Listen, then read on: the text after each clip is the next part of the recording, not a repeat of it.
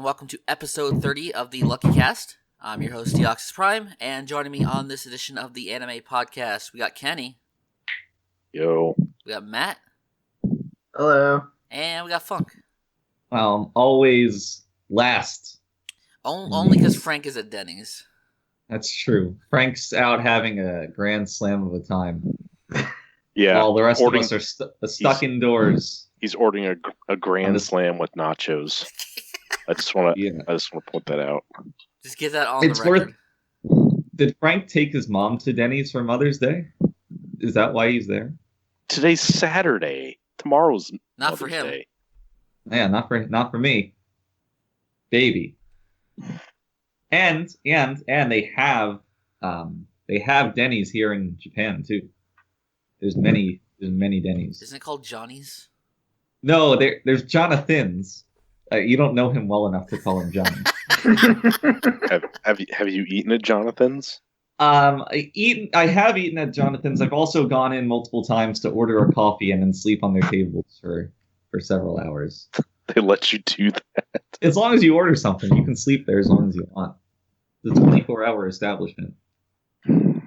Wow. So, I think that if I had to recommend an anime from this season, I would recommend Jonathan's. Well, we're getting a bit ahead of ourselves, so... Oh my goodness. Good. That way we'll end early. And then I should probably first say that this is our mid-season spring 2018 podcast.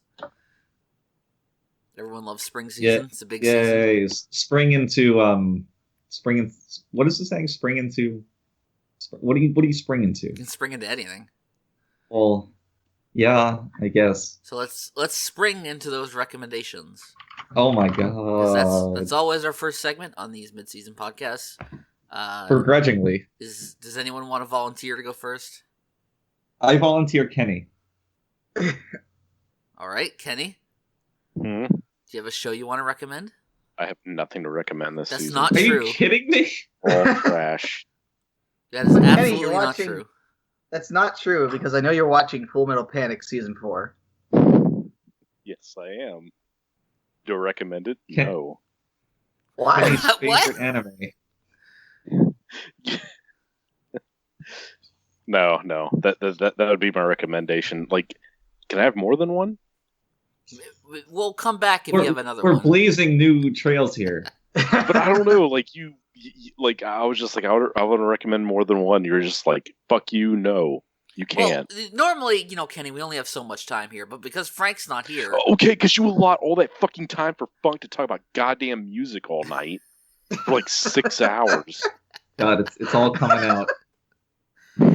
tell us why people should watch Full Metal Panic Season 4, Kenny. Well, if you like Full Metal Panic and you're a fan, you've waited 13 goddamn years for them to make a new season of it. So go and watch it. If you like some, well, I was going to say some funny, but this has been pretty dramatic thus far.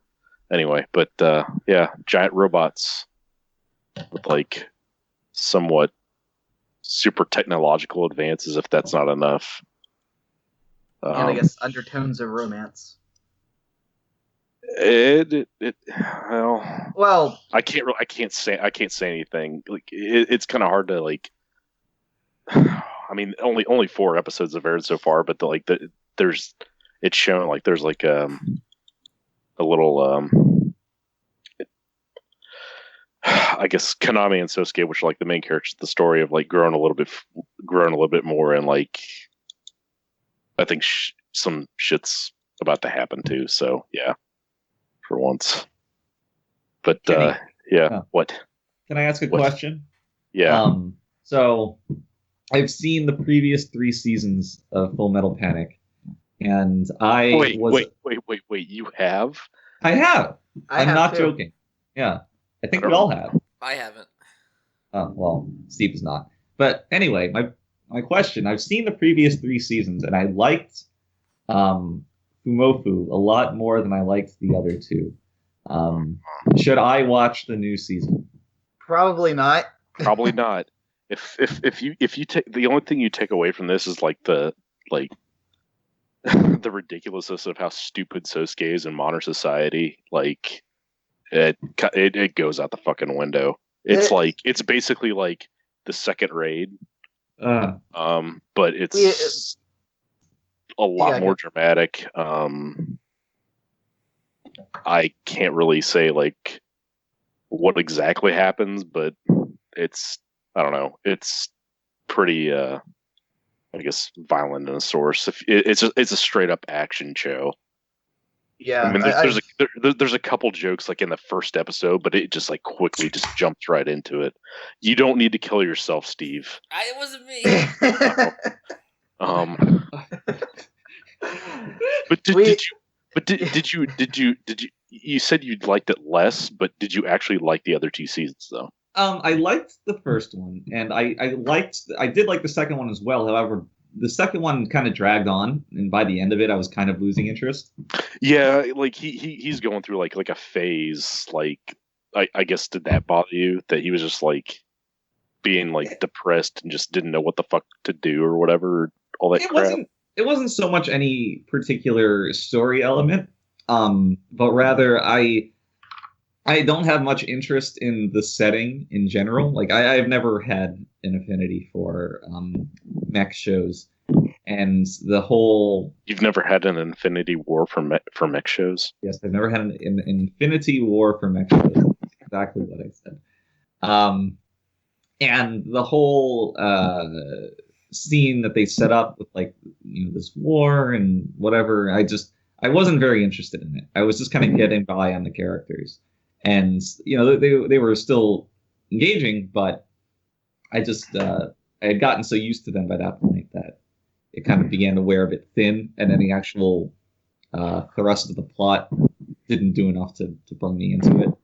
So, yeah. Well, I mean, the characters are always the same because of course that like makes the show, and that's what makes the show great too. But I mean, like, if you're looking for like a straight up just like action anime, like it like I said, it does have like some like comedic moments, but it's only been in the first episode so far. But like I guess from what I understand, like people that have like read the novels and stuff like that, like it's supposed to be really like fucking like dramatic this season, like even more so in TSR. So I don't know. I would still watch it if you don't like it. That's Drop it. That. If you want to put it that way, that's fine. I was like, yeah, just don't watch. It's up to you. But I mean, but yeah, it's like, I'm super excited for it, but I'm still the same pissed off because apparently this week we've decided to air fucking recaps for both that and a certain other anime, which I'm going to recommend. But yeah, do what? They had a recap of Comic Girls? I hope to God not, because that would be fucking awful. There's nothing wrong with Comic Girls. I heard a bunch of shows did recaps because of like it being Golden Week or something. Yeah, I can see that. So, but yeah, that anyway, that's my recommendation, and like it's really worth a watch.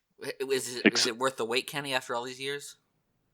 Are you fucking kidding me? You're asking me that? Listen, sometimes this shit can be disappointing. Like you wait so long for something and it doesn't live up to expectations. I mean, it delivers. It wasn't like KyoAni did the last two, like the seasons 2 and 3 of it. It was like really good. It wasn't like moe shit. Like it, like I mean, they did that before they started doing their moe stuff. Yeah. No. Second raid had no. Second raid was in 05. But that was before Haruhi. I know it was before Haruhi. Haruhi changed everything because it invented moe in the year 2006. Yeah, I know. There we go. But it was like it was fucking great, and I loved it, and I've rewatched it like umpteenth number of times, like and everything. But like the studios do it now is like it's solid animation. The only thing that's kind of like it's kind of getting on my nerves, and I've like accepted it over time is like CG. Oh yeah, all the mechs are CG. All the mechs are CG now, which kind of sucks because I don't know. I think it just comes with it being modern day. That's just how things are now. Yeah. At least it doesn't look like bad CG. No, it's not. It's not bad at all. But it still looks good. The show looks like surprisingly really good. like for considering that it's Zebek. I would not expect the show to like. It looks almost as good as what KyoAni shows look like. Yeah, no, the art style looks the same. It's awesome. So it's yeah. Chidori is like also just. I mean, I only just recently, obviously, I started watching Full Metal Panic. Like, I forget when I watched it. I think it was 2016 when I first watched it, and I watched the full series, and yeah, it's pretty cool. Chidori's great. She was like the proto tsundere. Proto honkers. Proto hunters. Honkers isn't a tsundere. Like her whole she's like the like she's one of those characters that had like the classic like Japanese fan. Right. That stupid thing. Would she hit people with it? Yeah, she would hit people with it. Specifically classic anime. Classic anime, yeah. She's like the classic tsundere character. You know, I there's something called the Honkers conjecture.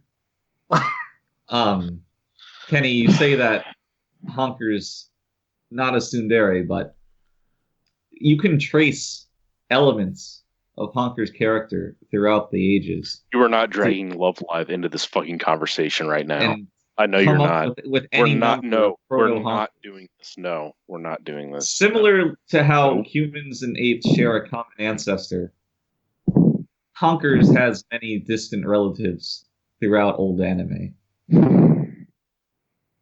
Is this going somewhere? It's not going anywhere. It's just food for thought, Steve. Oh, okay. I thought you were gonna like transition into your recommendation, but I couldn't remember what you're recommending. So Let me. why don't you tell us, Funk? Oh my goodness, what a great transition. So I guess rather kind of similarly to what Kenny's recommending. Kenny recommended a show that waited 13 years to get a sequel. Yep. Yeah. I'm recommending a show that's an adaptation or a retelling of a series from like 4 decades ago, some absurd amount of time. I think I know what it is. And Kenny's very smart. So yeah, I'm recommending Megalo Box, which That is not the anime I was thinking about. Kenny's very smart. Kenny, what were you thinking? Was it Gay or whatever? Huh? I don't even know how to pronounce it. It's like Gege. Gay. I've never even heard of this. Well, anyway, search it on Mal. I don't know. Yeah, I've got a show to recommend, Kenny. That like dumb shonen show that got like that is airing now. That apparently is a really old classic shonen. Yeah, but anyway, Anyway, so this I don't really know much about the source material, but it seems that this is a retelling of a boxing, because it's a boxing anime, of a boxing anime called Ashita no Jo, which seems to be pretty straightforward in it just being a boxing show, but this adaptation kind of adds a lot, plays around with the setting a bunch. So Megalo Box is set in some kind of distant dystopian-ish future, where the biggest sport of the age is Megalo boxing, which is boxing, but all the boxers have metal machine augmentations on their arms so they can punch even harder. So it's like that movie Max Steel? No, because that like they were fighting with literal robots in that, Ken. Yeah, no, it's just Sorry. people that have like machines mounted onto their arms so they can punch harder. And enter our main character, a nameless boxer who just goes by the name Junk Dog, and he's fighting his way in rigged fights in small gambling dens. But he's got Funk. I seriously thought you were going to say Junkrat for a second. It's okay, Kenny. So that was...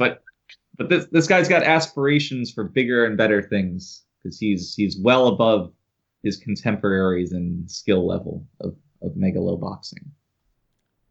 And via some convoluted system of events, he's able to get entered into the big Megalo boxing tournament with people who rival or even outclass his own skills, and enter a meteoric rise to the top that sets the stage for this series. However, there is one twist that gets thrown in that to attract meaningful fights and purses and notoriety, our junk dog enters these big Megalo boxing tournament as the only boxer to not use those metal machine augmentations. He's just going at it raw. And he adopts the name Gearless Joe, which becomes his gimmick. Which is pretty neat, because you have like all these very Punch-Out-esque of these increasingly kind of menacing and ridiculous boxers with like, big fancy machines, and there's just this little guy going at him with just his own gumption. It's a real triumph of the will story.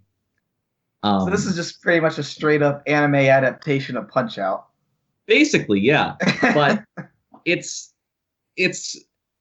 I really enjoy the tone of it, because it's a pretty good mix of like a very serious sports drama and a not so serious shonen battle show. And it makes it pretty entertaining to watch. Just on that kind of raw level of seeing like an underdog go against someone more apt and bigger than him, and then coming out on top just by landing like a really good punch to this guy's fucking jaw. Like, that's just inherently satisfying. Like that's the kind of shit that you go for when you sign up for a boxing anime. However, the real strength of the show, I feel, lies in its visuals. From the very first frame that appeared on the screen, I was like, oh my God. It just kind of grabs you because it looks much more detailed and very different from other shows. And I think that if you were to look at a still from the show, it might not come across, but it's particularly in how the environments are drawn and how things are colored in and shaded.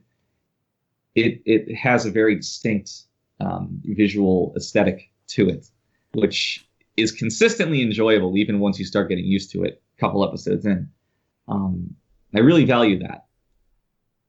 But I know I've heard part of it is that, and I'm not sure of the exact technical terms, but they basically like make it look lower res. Like it's like they draw it, at what all anime looks like these days, but then they like lower it to like a 480p, so it gives it like a 90s anime look, and then they just scale it back up, to fit like HD. I believe that. But I've heard that's what they do to give it like a more nostalgic look, or the feel of an anime from a different time. Right, and it definitely has that. I think something with the coloring is also done a bit differently. I don't know enough to put my finger on it. It's just that also stuck out to me. But yeah, it's it however they do it, it hits that tone so well that, like I said, just as soon as you look at it, as soon as you start watching it, it immediately grabs you, which is great. Because it's not like certain shots are done one way and then they cut corners here, or whatever. It's very consistent for the entire show. And then you're marveling at that, and it's like it's great and whatever. And then something gets punched in the face and gets laid out in the fucking ground. It's like, yeah, that's great. I love this. It's there's one scene in particular where, and it's either the second or third episode, where Joe he steals this very high-tech gear in preparation for his first fight. It's like state-of-the-art, whatever. But the guy he stole it from comes to repossess it, and they get into fisticuffs. So he's wearing this gear, and he's fighting this other guy who's got much bigger gear, and he's just a larger guy in general. And over the course of the fight, Joe's high-tech suit just breaks and falls off, and he finishes the fight just, bare knuckle nothing. And it's so hype. It's so good. It's other shonen shows dream of getting the audience that excited over a fight. It was so well done. If you like sports anime, I couldn't recommend this show enough. If you like shonen, I couldn't recommend this show enough. If you like fucking Trigun, I couldn't recommend this show enough. Have you seen Trigun? I've not, but I know it was from the 90s.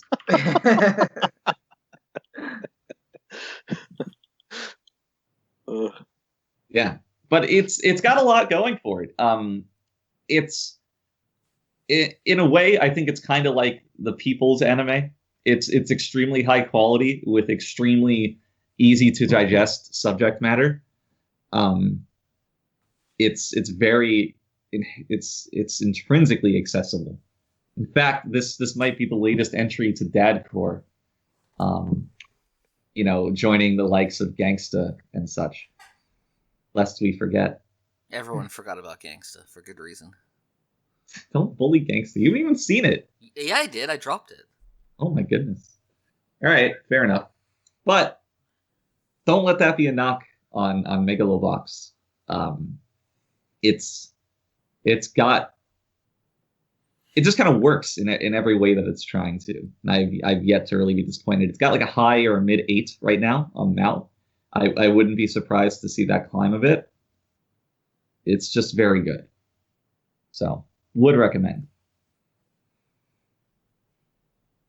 Are you going to go back and watch all the other boxing classics like Hajime no Ippo? Did you just Google boxing anime? No, I that's the only one I know of. Are you gonna watch the original Shida no Joe from 1970? Probably not. I don't think there's any like fun metal arms in that one. Oh yeah, someone on 4chan pointed out that this is like the best adaptation of the game Arms that has ever existed. They called it New Boxing. Oh my with god. a U. It was great. Great. I mean, I actually think Arms would make a better anime than a game, so. Yeah, that's probably true. But then again, this show doesn't have Mr. DNA or any like thick brown girls. Mr. DNA. From your blood. What? You're thinking of you shouldn't be thinking of it because you've never seen Jurassic Park, but Mr. DNA is from Jurassic Park. You're thinking of Helix, man. Wait, I'm pretty sure. Funk's never seen Jurassic Park. We've been over this. I'm fairly certain that Mr. DNA is the Japanese name of the Helix guy. I feel like it shouldn't be. I'm gonna Google this right now. We gotta settle this. I think I did it. Hold on. I think it's DNA Man, maybe. I think it's got DNA involved in some way. Like dinosaurs. I know that the English name is not as good as the Japanese name. Japanese Arms characters. Why you just search DNA Arms? Shut up, man. Hold on. How to Wait. Google? I'm. No, these are stupid English names. God. Oh my goodness! Why is this so difficult? You're doing it wrong. The Japanese name is DNA Man. The English name is Helix. So I was right. No, you said Mr. DNA. Well, whatever. The same thing. DNA Man is a way cooler name than just Helix. Yes, but Mr. DNA is also cooler. That is true.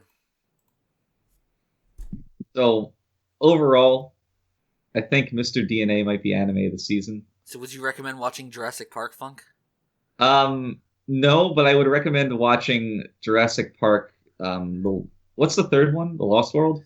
Jurassic Park 3. Whatever the one with William H. Macy in it, where the girl like that's Jurassic Park 3.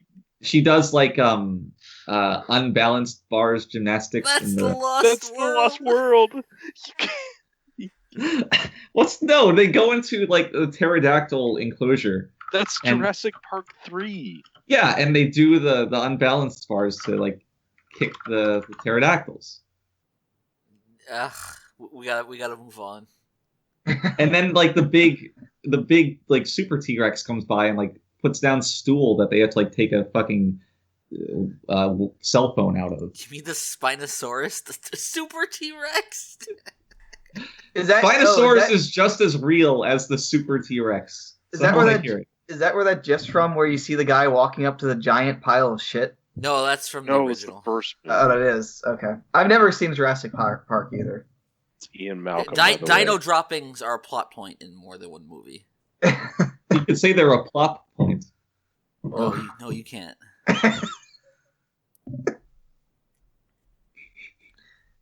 So for my recommendation, I am going to be recommending Hinamatsuri. That was great. You being sarcastic? Yeah. You say it. Hinamatsuri. Hinamatsuri. Is it better? It was better. Okay. Better. So, the show is primarily a comedy about a girl with psychic powers who shows up in this Yakuza guy's apartment out of nowhere. And as much as he tries to ignore her existence, he ends up having to take care of her.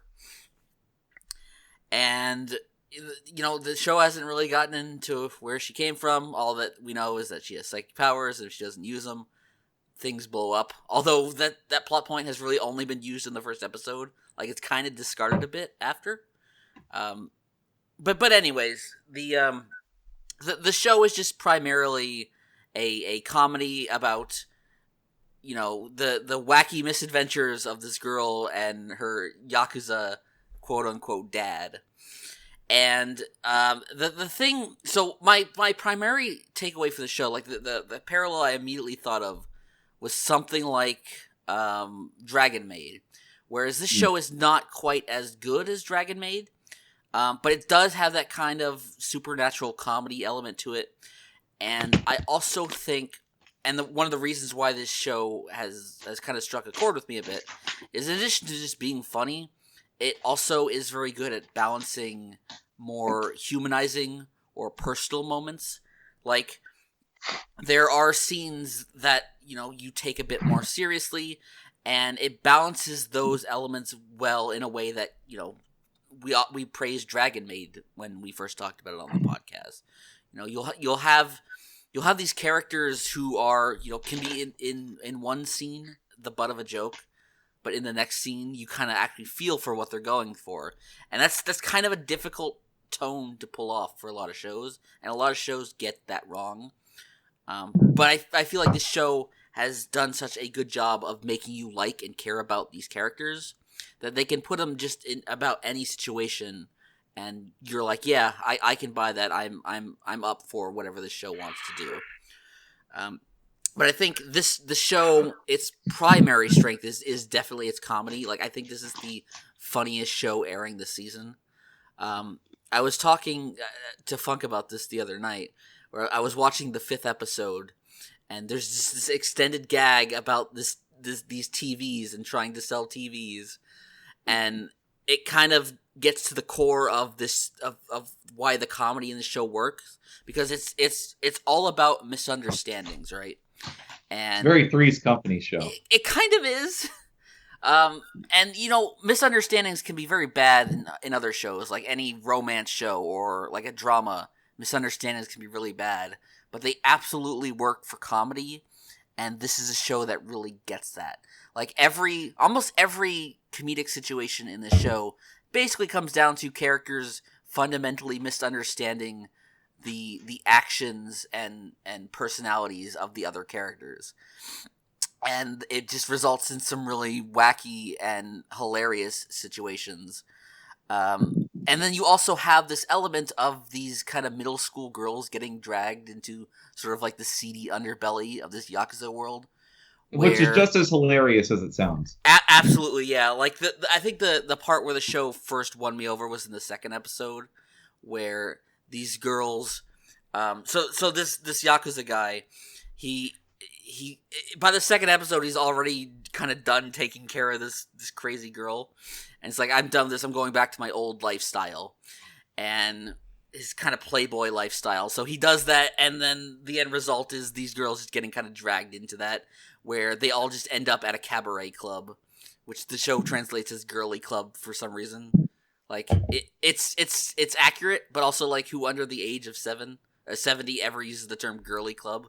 Like it felt like a really weird translation. But anyways, that's you're kind of getting into these situations where these kind of younger underage characters are getting in above their heads, and the show kind of plays it very well. Like there's a character Hitomi who ends up working as a bartender. And that was just the absolute funniest part of the show. Like all the jokes that have since stemmed from that. Yes, yeah, like it creates these wonderful gags, but then sticks with them and repurposes them in ways that don't feel like they're just treading the same ground. Like it gets new value out of them every time it goes to it, and I think it's just because the show did such a good job early on at kind of building out its cast. So that you have all these characters in these funny situations, and you can go to them at any point, and it works. And you never feel like the show is just making the same jokes or going back to the same well over and over. It finds new ways to use these characters in hilarious situations. What really impressed me was like relatively early, they had like an extended, like I don't know if it was like a B plot or like just several scenes of the bartender girl and the homeless girl, who are both like secondary characters at that point, and it just puts them together, completely eschews the main characters, and just has like several extremely funny scenes, and it was great. So the way it utilizes its cast is very, very resourceful, you know, like to using every part of that buffalo. Yeah. Absolutely, and kind of to go back to the point I was talking about before, like I really like this kind of subplot of this Yakuza guy kind of becoming a father to Hina. There are times absolutely he can't stand it and tries to get out of it, and it always kind of comes back around to him learning that he does kind of care about this girl, and there's always like a comedic edge to it, but that like there's some genuine heart to these characters' actions. Like with Anzu and becoming homeless, like that's a gag, but also like when she's struggling to get by, you feel for that a bit. Right. So yeah, I just think this is one of those shows that like it's balancing multiple plates here, but it's not dropping any of them. It's the least plate-droppingest show that airs this season. How do you feel about it, Matt? I know you're watching it. Oh, Matt's watching it too. Yeah, I'm liking it. I did like. I think my favorite gags actually so far was the fight between Hina and Anzu. Oh. Just this show does faces very well. It's it is studio feel, and they're a good studio, and it has those very nice animation touches at times. There's this guy. There's this guy who works at Feel who just makes these incredibly fluid animations for them, and you can always tell whenever he's working on a show because it looks really, really good and really fluid. It has a certain style to it that's very distinct. Yeah, and like for that scene, it's absolutely necessary to sell that gag. Like, yeah, if you did not go all out for it, it wouldn't have been as funny. Right. And it's the show is basically there are other shows that this reminds me of, namely a show that aired last year called Alice To Zuroku. This is basically that show, only more totally consistent and not completely all over the fucking place. Yeah, it's night and day. Like that wasn't a bad show, but how much better this oh yeah, this is show significantly better. Like that, like just like remember in that show when we went from an episode where a girl is like being like has like a gun put up to her head and is pissing out of fear, literally pissing her pants out of fear. And then it goes to the next episode of Slice of Life Fun Antics. Is that was that before or after they had the Snickers? that was actually that was in the middle between the two. After they saved her, after she pissed her pants, they gave her a Snickers, I think. You're not the same when you're hungry.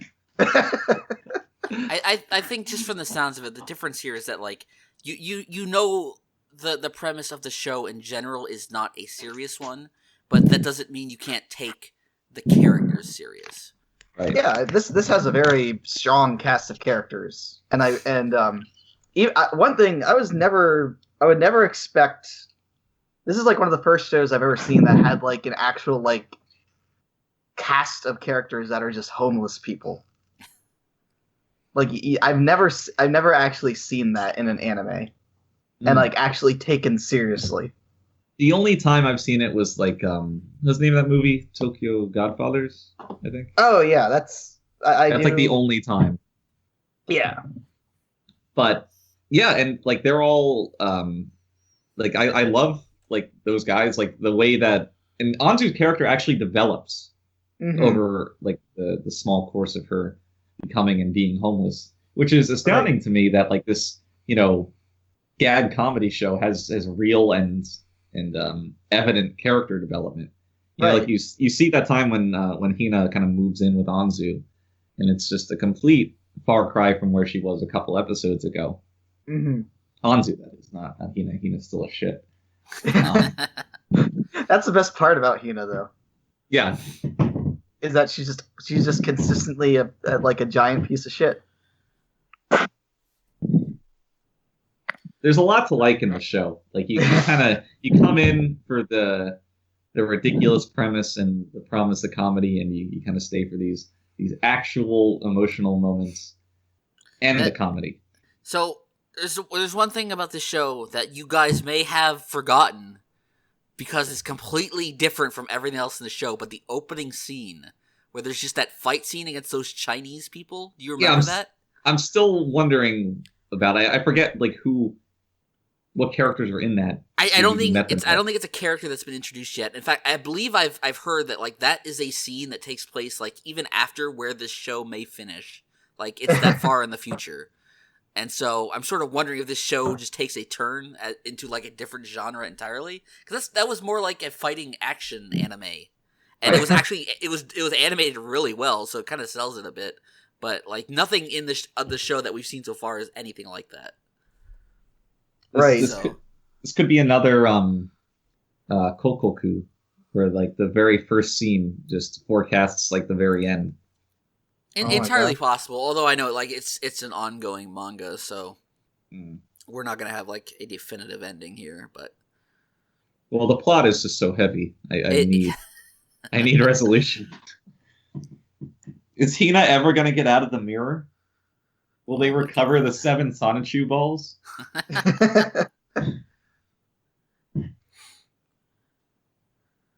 Kenny, are you watching this? No. Wait, what? Really? No, I'm not. What's wrong with you? Kenny, what the fuck? There's a lot of things wrong with me. Okay, well, I'm officially recommending Hinamatsuri to you, Kenny. Oh, okay. Kenny still doesn't know that the recommendation segment has always been aimed only at him. It has? Yeah, it's always been recommendations for Kenny. Is that why we do this? Like, this is the only reason. To broaden your horizon. Kenny, we don't even put these on YouTube anymore. It's like an anime intervention for you. Interesting. Anyways, that's kind of a wrap on Hinamatsuri. It's a really, really funny show. It has had me in tears laughing on more than one occasion, which is not something a lot of anime do. Like, there are shows that are like get a chuckle or you kind of nod and go, yeah, that's funny. But this is a show that actually elicits a raw, humorous reaction from me, which does not happen often. Lucky Star funny? At times, yeah. I doubt that. Well, Kenny, I guess the only way to find out. Right? You have to watch. Yeah. Oh. All right, Matt, what do you got for us? I got a show that, I mean, pretty much it's gonna be a weird recommendation because it's a show that pretty much anybody who knows about it is already gonna be watching it because it's Steins Gate Zero. I think I might be unique here in that I want to watch Steins Gate Zero, but I've seen like 4 episodes of Steins Gate.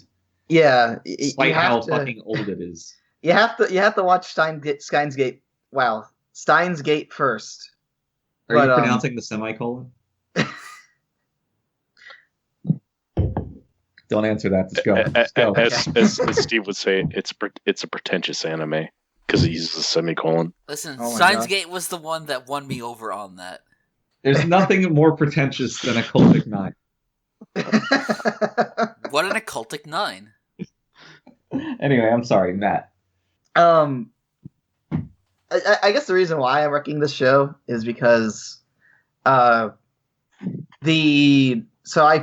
recently earlier this year, I played through the visual novel, the original Steins Gate, which I loved to death. And then I watched the anime immediately afterwards and proceeded to watch it in I think I watched it over the course of 2 or 3 days with 14 episodes all being watched in one day just because of how good it was. And the thing about Steins Gate Zero, I had heard that it wasn't as good as the original. I've heard a lot of people say not so great things about it. Particularly from DL and Frank. But so I was kind of worried exactly what this show was going to do with it, because this show isn't really a sequel as much as it is an alternative ending.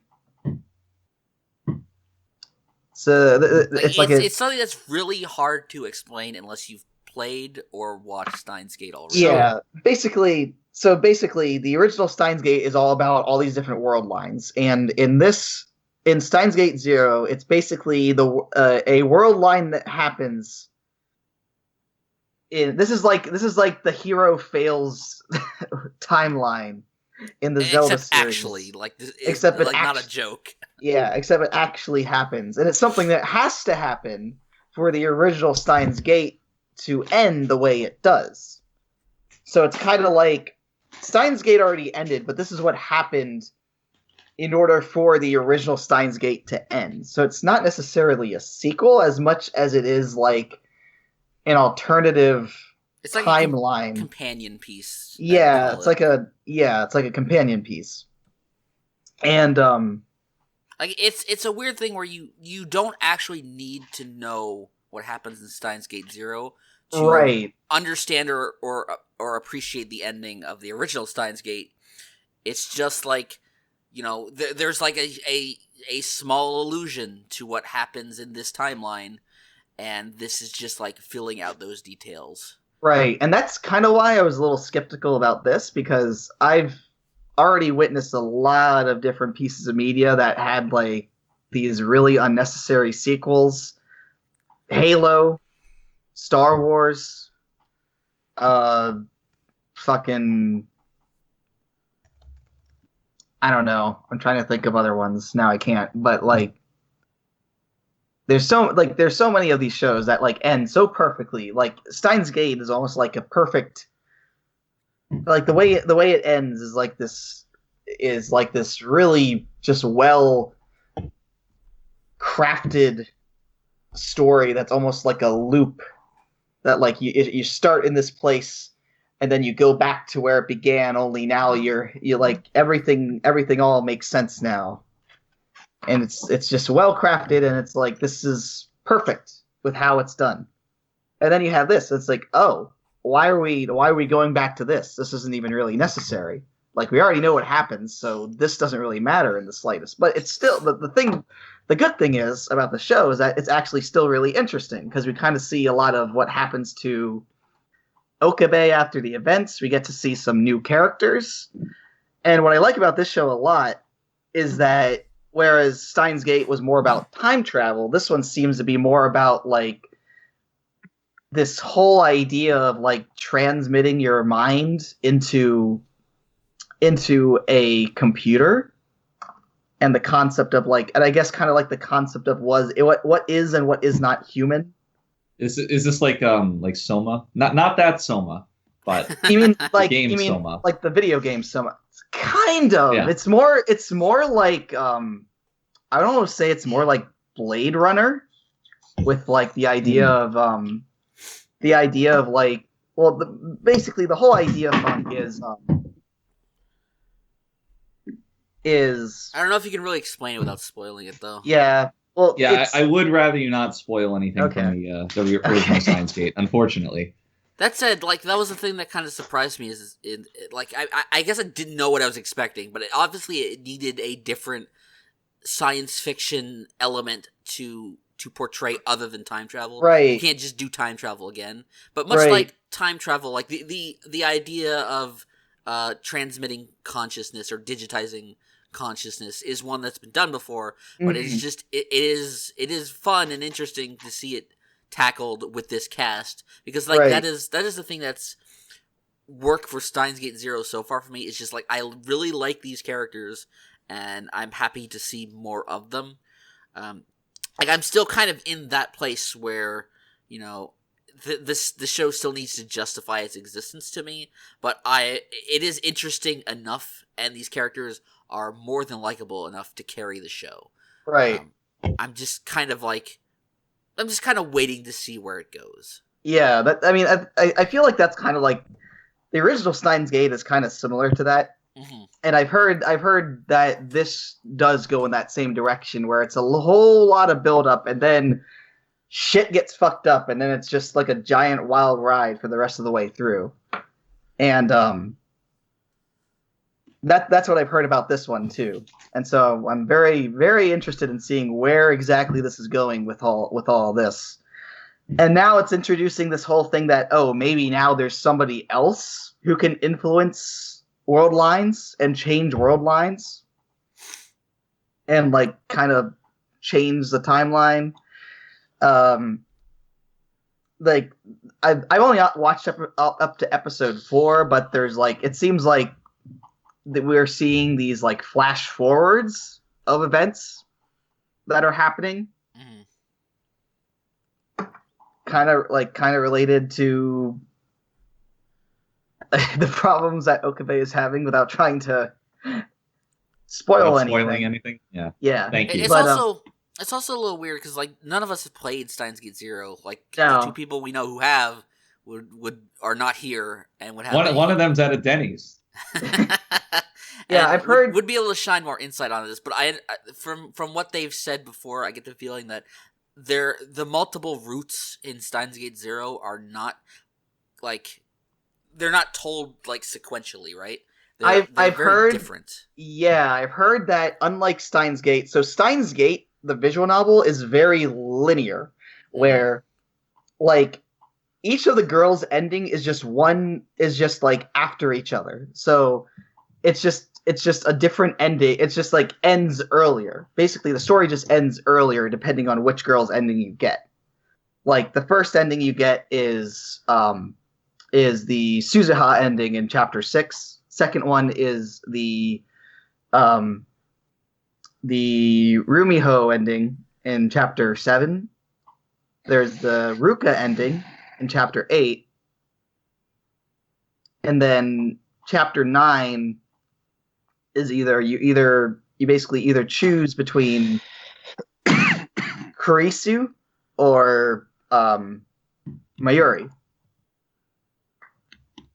And then you get the true ending. Yeah, and this just seems like I'm getting all this secondhand, and even then not fully explained, but it's just like two different routes that don't really intersect, but now that they have a show that's trying to piece them in order, right, in a way that even the game may not do. So, right. So it almost feels like this is really taking a very disjointed source and trying to piece it together. I've heard people like talk about this and say like, oh, this is a very interesting way that they're adapting this.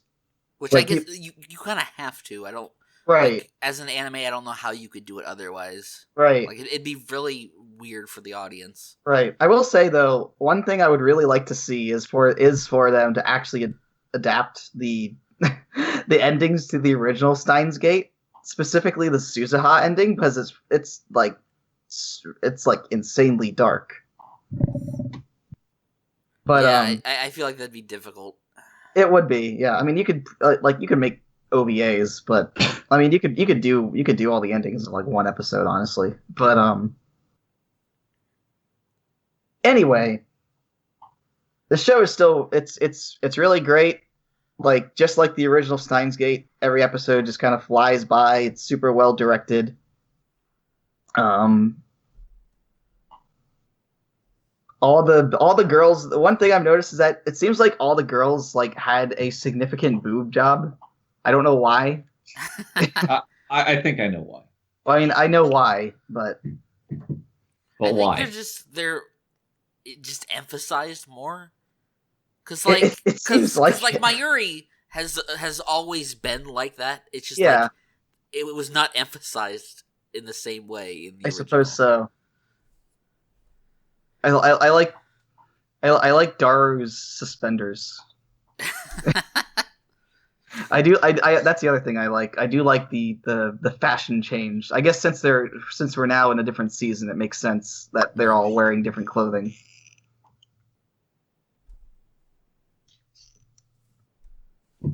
Yeah, absolutely. If you haven't finished Steins Gate, hint, you should go do that. I mean, there's you absolutely cannot watch this without having watched Steins Gate first, because it's necessary. Yeah, and I mean, I really want to finish Steins Gate. I actually wanted to. This was a pipe dream from the beginning, but I wanted to finish Steins Gate and get caught up on Zero for this discussion. But time makes fools of us all. Here we are. But I do intend on doing that before the end of the season. Mm-hmm. So I can finally join in on the dank Steins Gate discussions that permeate our environment.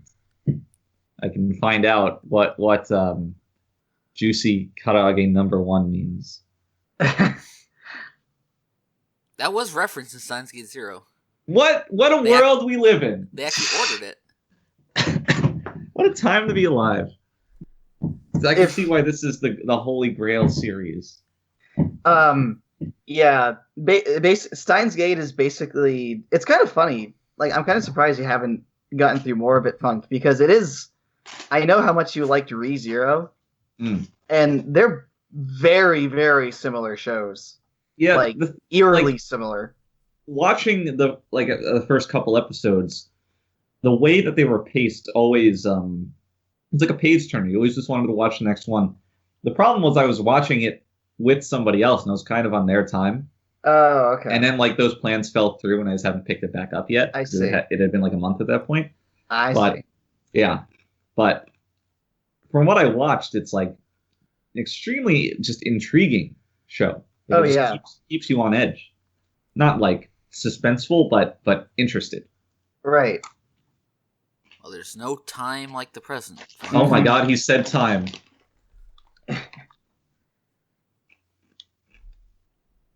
You're right, Steve. I'm going to drop out of this podcast. I'm going to go watch Steins Gate right now.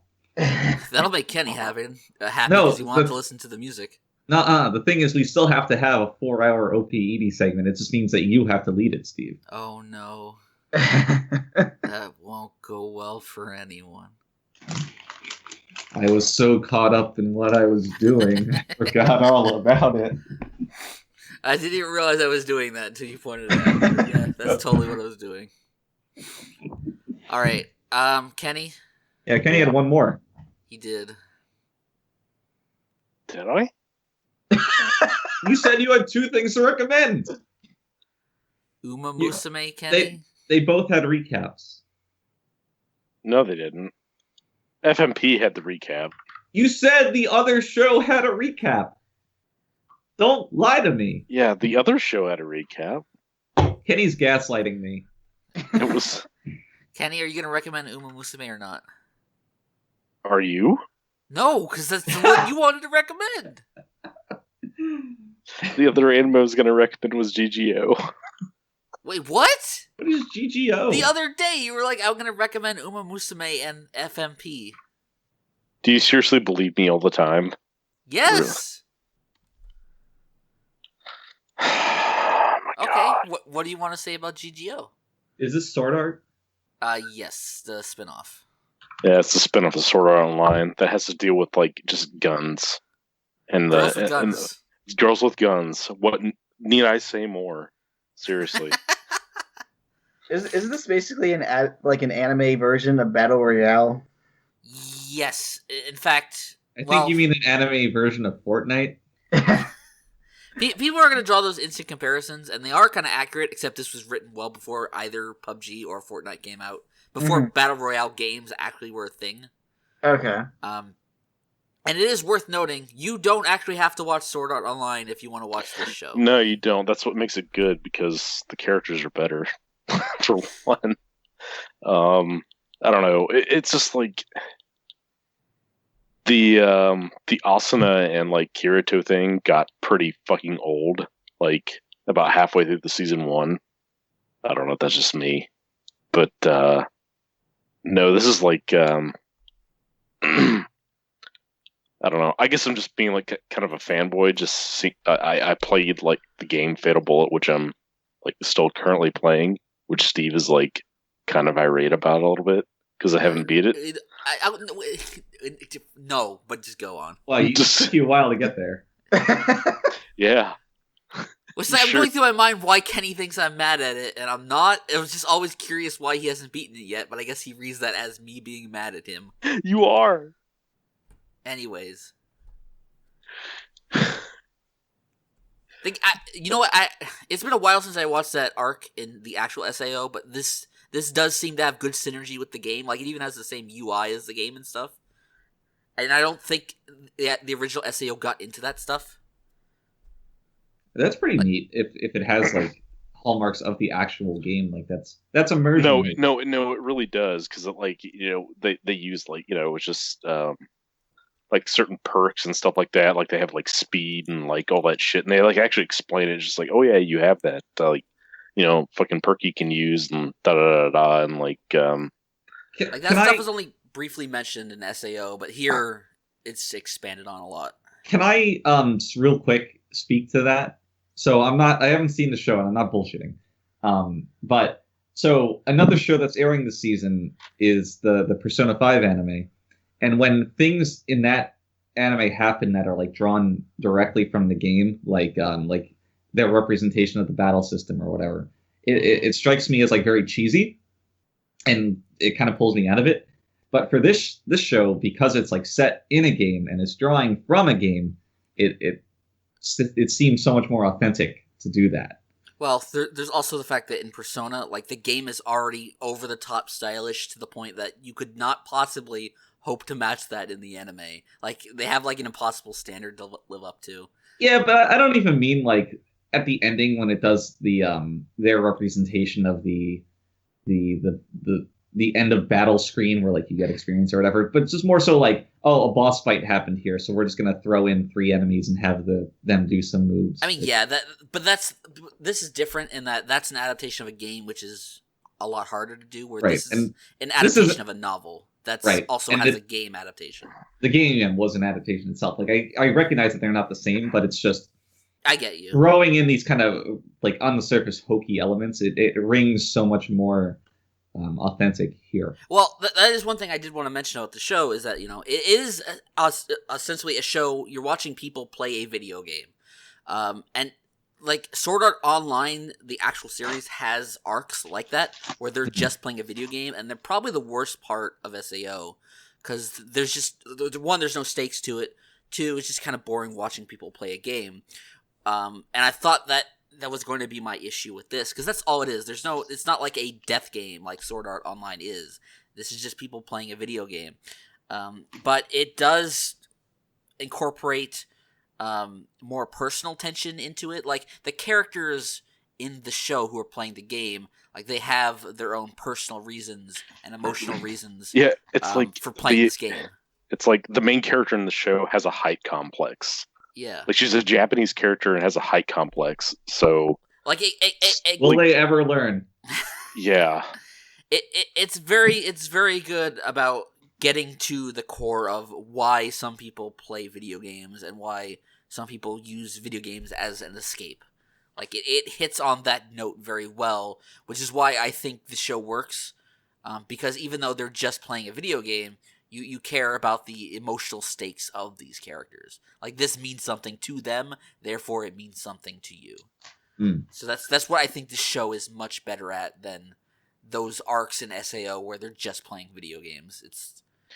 It is much more on the nose in terms of getting it right. Yeah. It's something you can relate to if you play video games, I guess. Yes. So. And that's kind of the core of what the show's about. You can take on a different persona. Get it, Funk? Persona. Still waiting for you to play Persona, Kenny. Yeah, Kenny. Yeah. Did you buy it? It was on sale. I was conned into doing it, and a figure is at stake. Kenny, you're gonna love the game. You're gonna play it, and you're gonna love I it. am honestly hoping. You're gonna like the way you look in Persona. I was gonna say that. This is not a goddamn Men's Warehouse commercial. Don't fucking. No, but Kenny, it's right up your alley. Oh my god. You're like John Hammond trying to sell Alan Grant on Coming to the Island. It's right up your alley. See, I even recognize that was a Jurassic Park reference. No, it's just like that. It's just like that one time. Funk's just like, yeah, I like anime out of nowhere. I've been watching it for years. I never said that. The exact moment I started watching anime, I let you know. I jumped in the season with fucking Golden Time and that multiple choice show. Whatever season that was.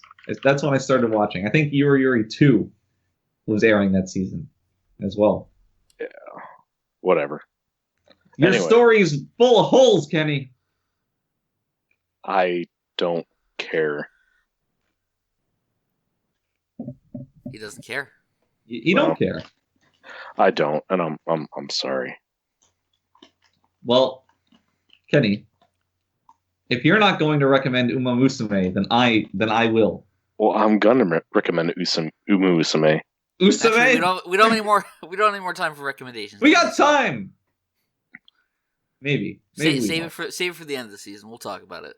Recommended at the end of the season. That doesn't do anybody any good. You fool.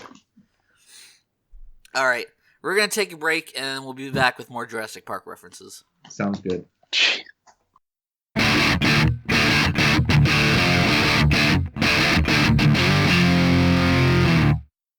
Hello and welcome back to the Luckycast.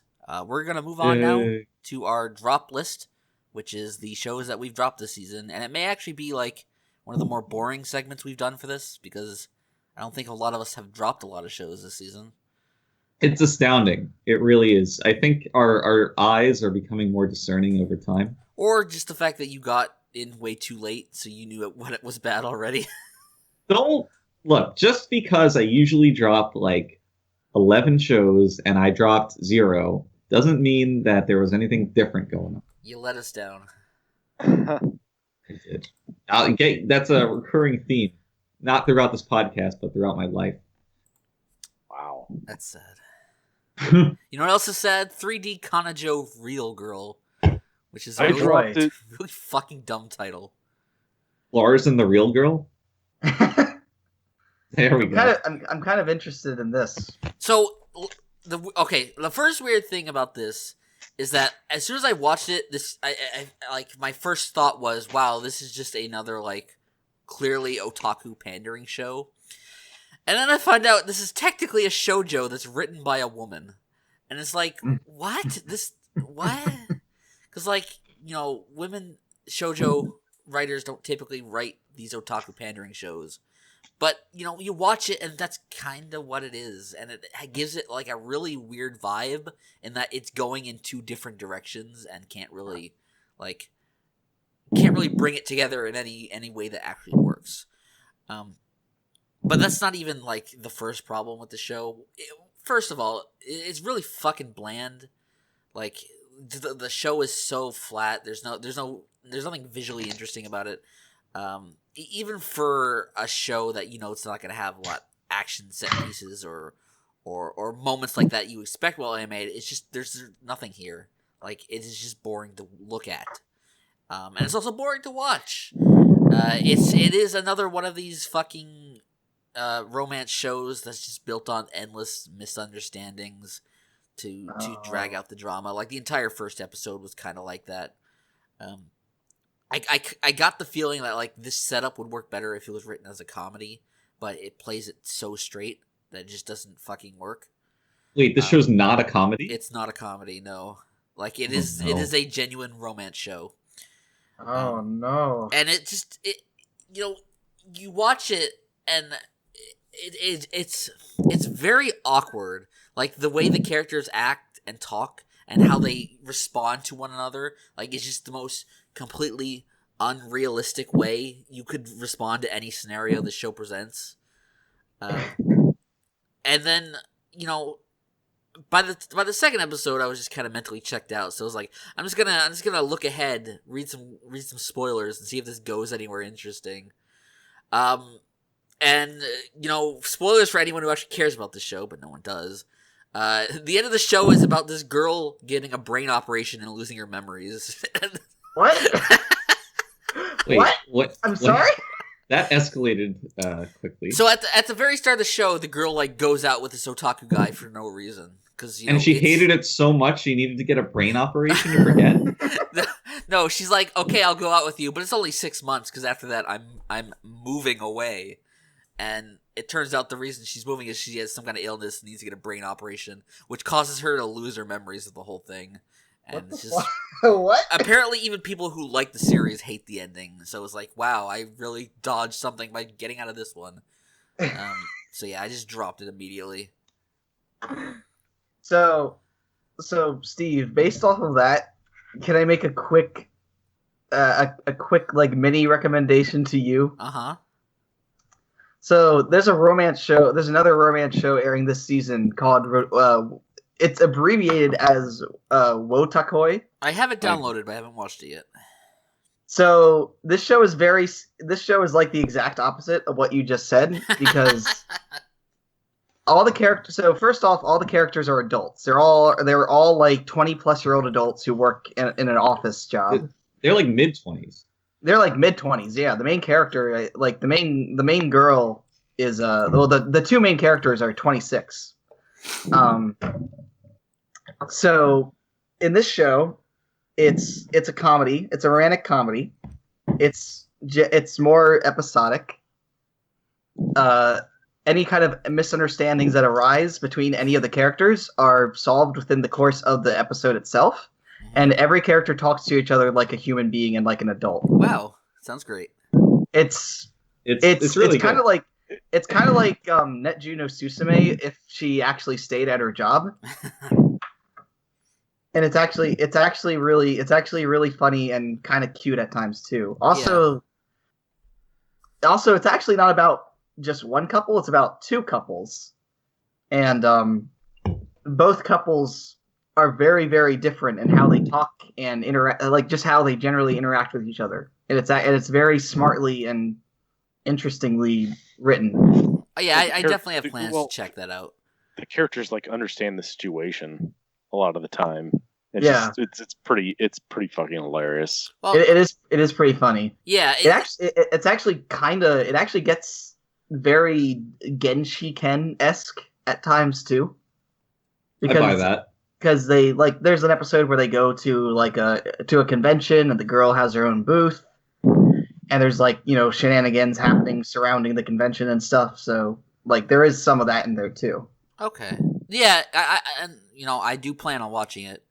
But kind of to bring it back around to this show, I knew going in this is not going to be a great show, but I do have a place where I enjoy these very otaku pandering shows. Like if it's done with a certain amount of humor to itself, it can work. Even at the base level, but this just doesn't have that. Self-awareness and stuff. Or even if it's just stupid or wacky enough where it can be funny or unintentionally funny. Like, it's trash, but it knows it's trash. Basically, if we're gonna use that, yeah. But this show isn't that. This show is just trash, and Kenny knows because he watched it too. Yeah, I did. It's terrible. Like, you were telling me you were getting like annoyed at the characters, right? No, the characters were fucking annoying. It was just like so fucking stupid. It's like no one would act like this. Yeah. Like, God forbid someone does, which any day in this society, I'm sure they do. But it's fucking terrible. So I wrote down this thing of dialogue that really stuck out to me, like from one of the early episodes, where I think they're like in a love hotel or something, and she's like, "It's my first time, so I'm going to Google it." Like, it's an actual line of dialogue. And, like, in a comedy show, that could be funny, but this kind of plays it straight, and it's just really fucking weird. Wow. Because that's the whole thing. Like, she is one of those girls that's just, like, kind of out there and attracted to this really otaku guy for no reason. It's just, like, all over him. And he's, like, freaked out by that. Even though he shouldn't be because he's into her or something. It's like, that's what I mean when I say, like, everything about these character interactions are so unrealistic. Because they're just making decisions that make no sense to their characters just for the sake of drama or antics or whatever. So, yeah, you can safely skip this show. Another show I would really recommend skipping is one Kenny also dropped with me. It's Caligula. Which I've heard of this. Based on a PS Vita game, I think. Well, we're already starting off in a great place. And I think the reason it got an adaptation is getting a PS4 version. But, God, I don't even know what the hell was going on in this show.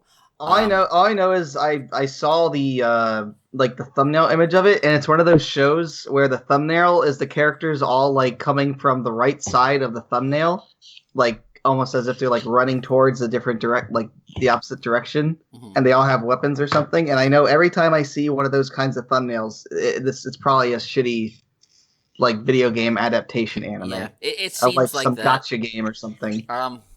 I don't know. It felt like some kind of Matrix thing was going on, where they're in a school, but not really. Like, it's like some kind of simulation or something. Like, I don't actually know the story because the first episode was so confusing, and that's the only one I watched. I just knew this was not going to be something I was going to stick with.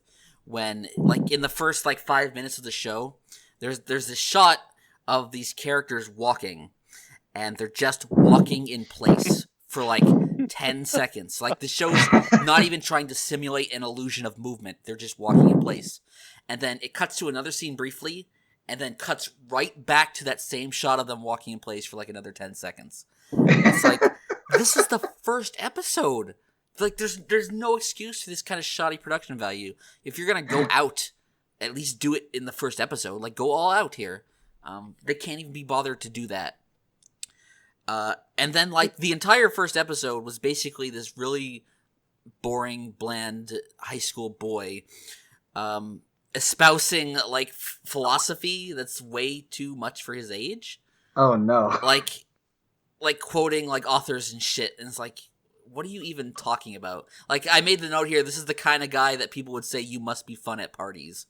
He's that kind of a character. And what was that show that Colin watched that he gave a 1 to? Divine Gate. Yeah, it kind of has that going for it. Oof.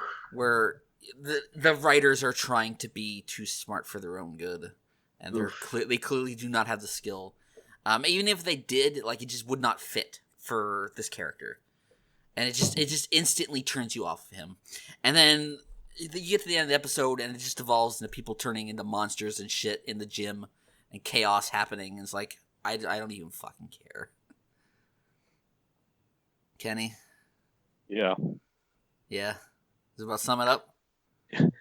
I have nothing to fucking say about it. You covered it all. Literally. Yeah, it's not...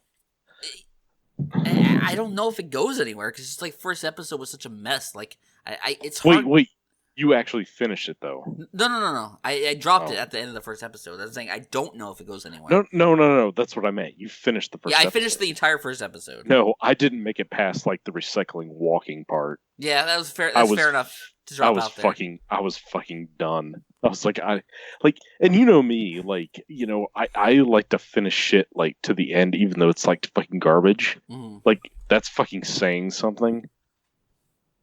You know, considering I watch everything, I don't know. Like, it's fucking terrible. I can't say anything else. If there's anything good about this show, like you wouldn't know because like it's hidden under all this bullshit and nonsense that doesn't go anywhere. And I can't imagine why anyone would stick with it. Like I've heard people say it's not bad, but it's just like certainly not what I watched. And what was the source material again? It was a light. I don't know if it's a visual novel, but it is a game. But I don't know how much of a game it is. Like whether it's a visual novel game or it's like an actual game, I don't know. But the fact that it was a game adaptation is usually a negative. So didn't care for it. Wouldn't recommend it. Is it better than the Caligula film? Probably not. That was the first thing I thought of when I saw the title. I mean, how could you not? Right. But no, it's not an adaptation of that either. So that would have been way more interesting. If only.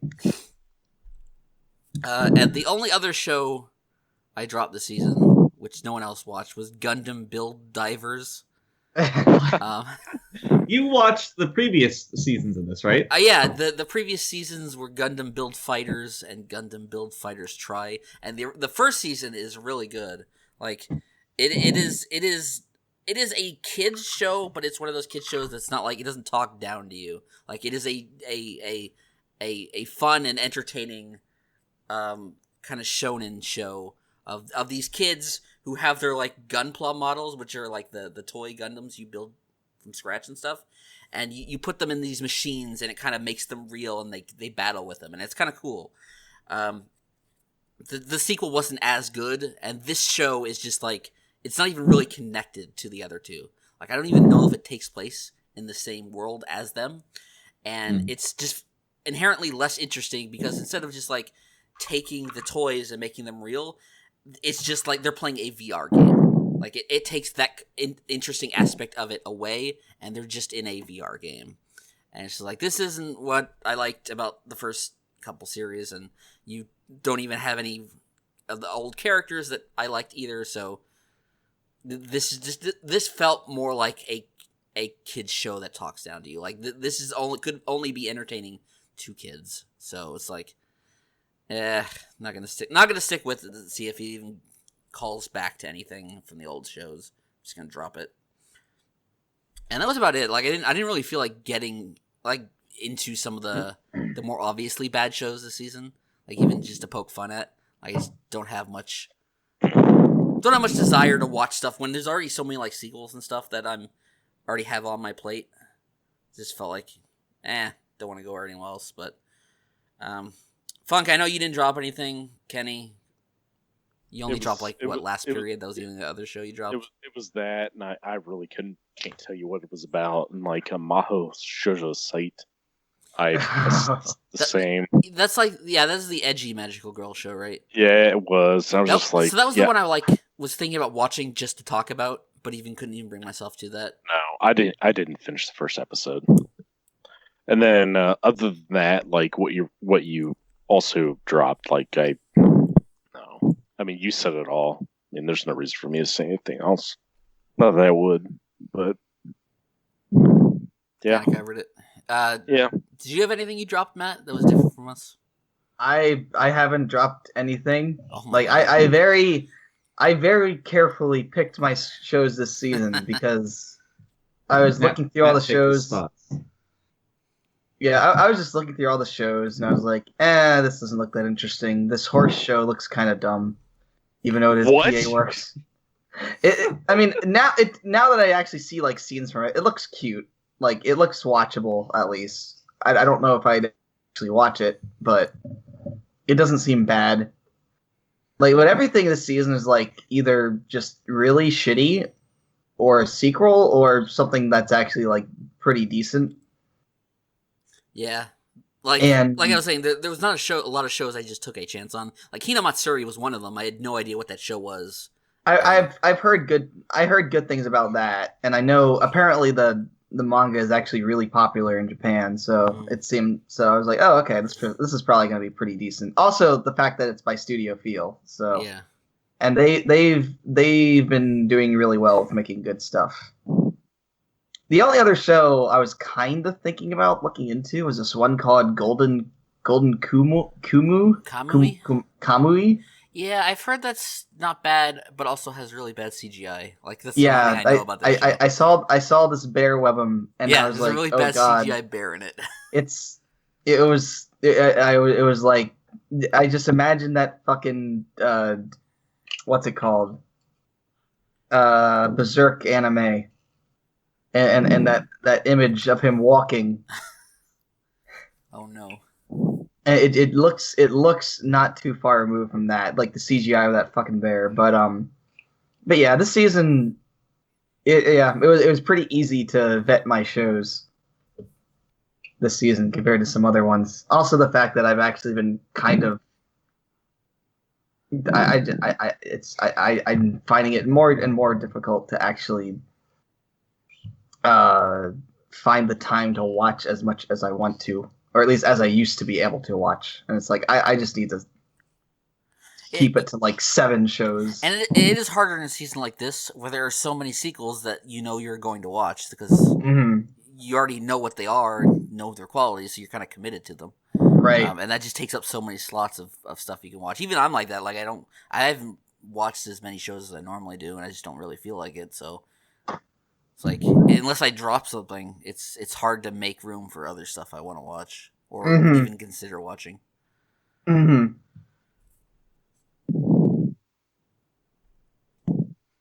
So I think that'll actually take care of it for the drop list. The fastest segment we've ever had in the history. Most likely, yeah. Okay, I guess we'll take a quick break here, and then... And we'll come back for the longest segment we've ever had. Everyone knows what's next. We'll be right back.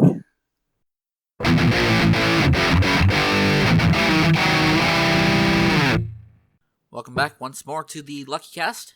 All right, Funk. Why are you handing this over to me? Well, I know you've been doing your homework, and this is a bit of your specialty. Like I know this is a big surprise, but I would have appreciated some amount of warning. Like maybe during our break, you could have been like, "By the way, I'm going to hand this over to you." No, so please write up several pages of notes to talk about. We need your raw reactions. My raw reactions. Oh baby. Raw reactions to anime openings. There we go. I was wondering if you were actually going to let the cat out of the bag on what we're talking about. So to start with the openings. I figure what better place to begin with than a completely, what could only be described as a baffling and strange piece that is completely ill-fitting for its environment and continuously vexing every time I boot up this series to watch. Which is, of course, the OP to the latest core of Boku no Hero Academia. Jumping right into it. And I had heard about this before I started watching it. People were like, wow, this really doesn't fit, and this and that and the other thing. And I had my expectations tuned accordingly. Or so I thought. So I started, and it really is just a complete mishmash of tone that I really never expected. It's like this strange kind of electronica thing, but like the genre, it really almost doesn't matter as long as you have a kind of like a driving force that's consistent with the tone of these shonen shows, you know, like a general just something to get you amped. But the song just really fails in that regard, and the reason for that is it's kind of endemic of how it was written. So this song jumps between a bunch of different, very distinct sections, and it doesn't do so very elegantly. But more problematic is the fact that many of these bits lack a consistent beat, or in fact, any kind of drum line at all. And the effect of this is that it really, as the listener, you struggle to nail it down, like where the song's going, where it is currently, and it's just. And by the time that you're starting to figure it out, it jumps on to the next section. I like to think of this as kind of like Good Vibrations, but without the genius.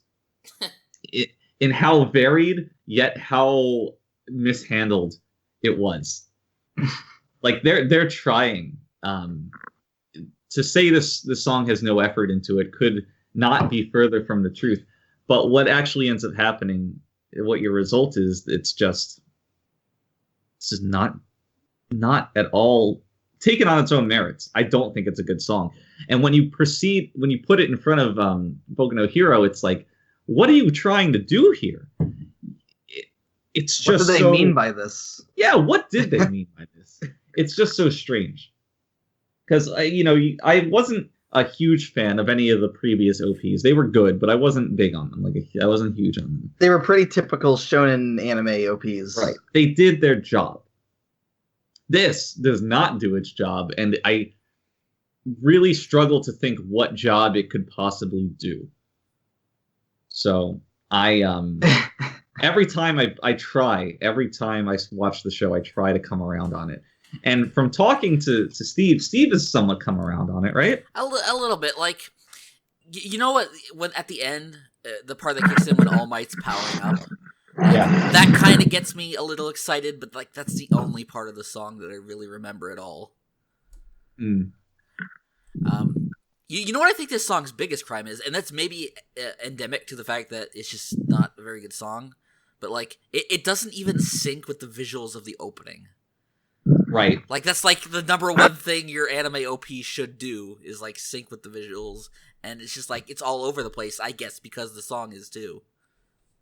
I think it was you who was saying like people have taken it and put different songs over the visuals of the OP, and they've synced just much better. Just like random just almost track. any song feels like it syncs better, and it's like it's not even a good shonen OP. Like it No. doesn't sound like one. It doesn't really get you hyped to watch the show like the other ones did.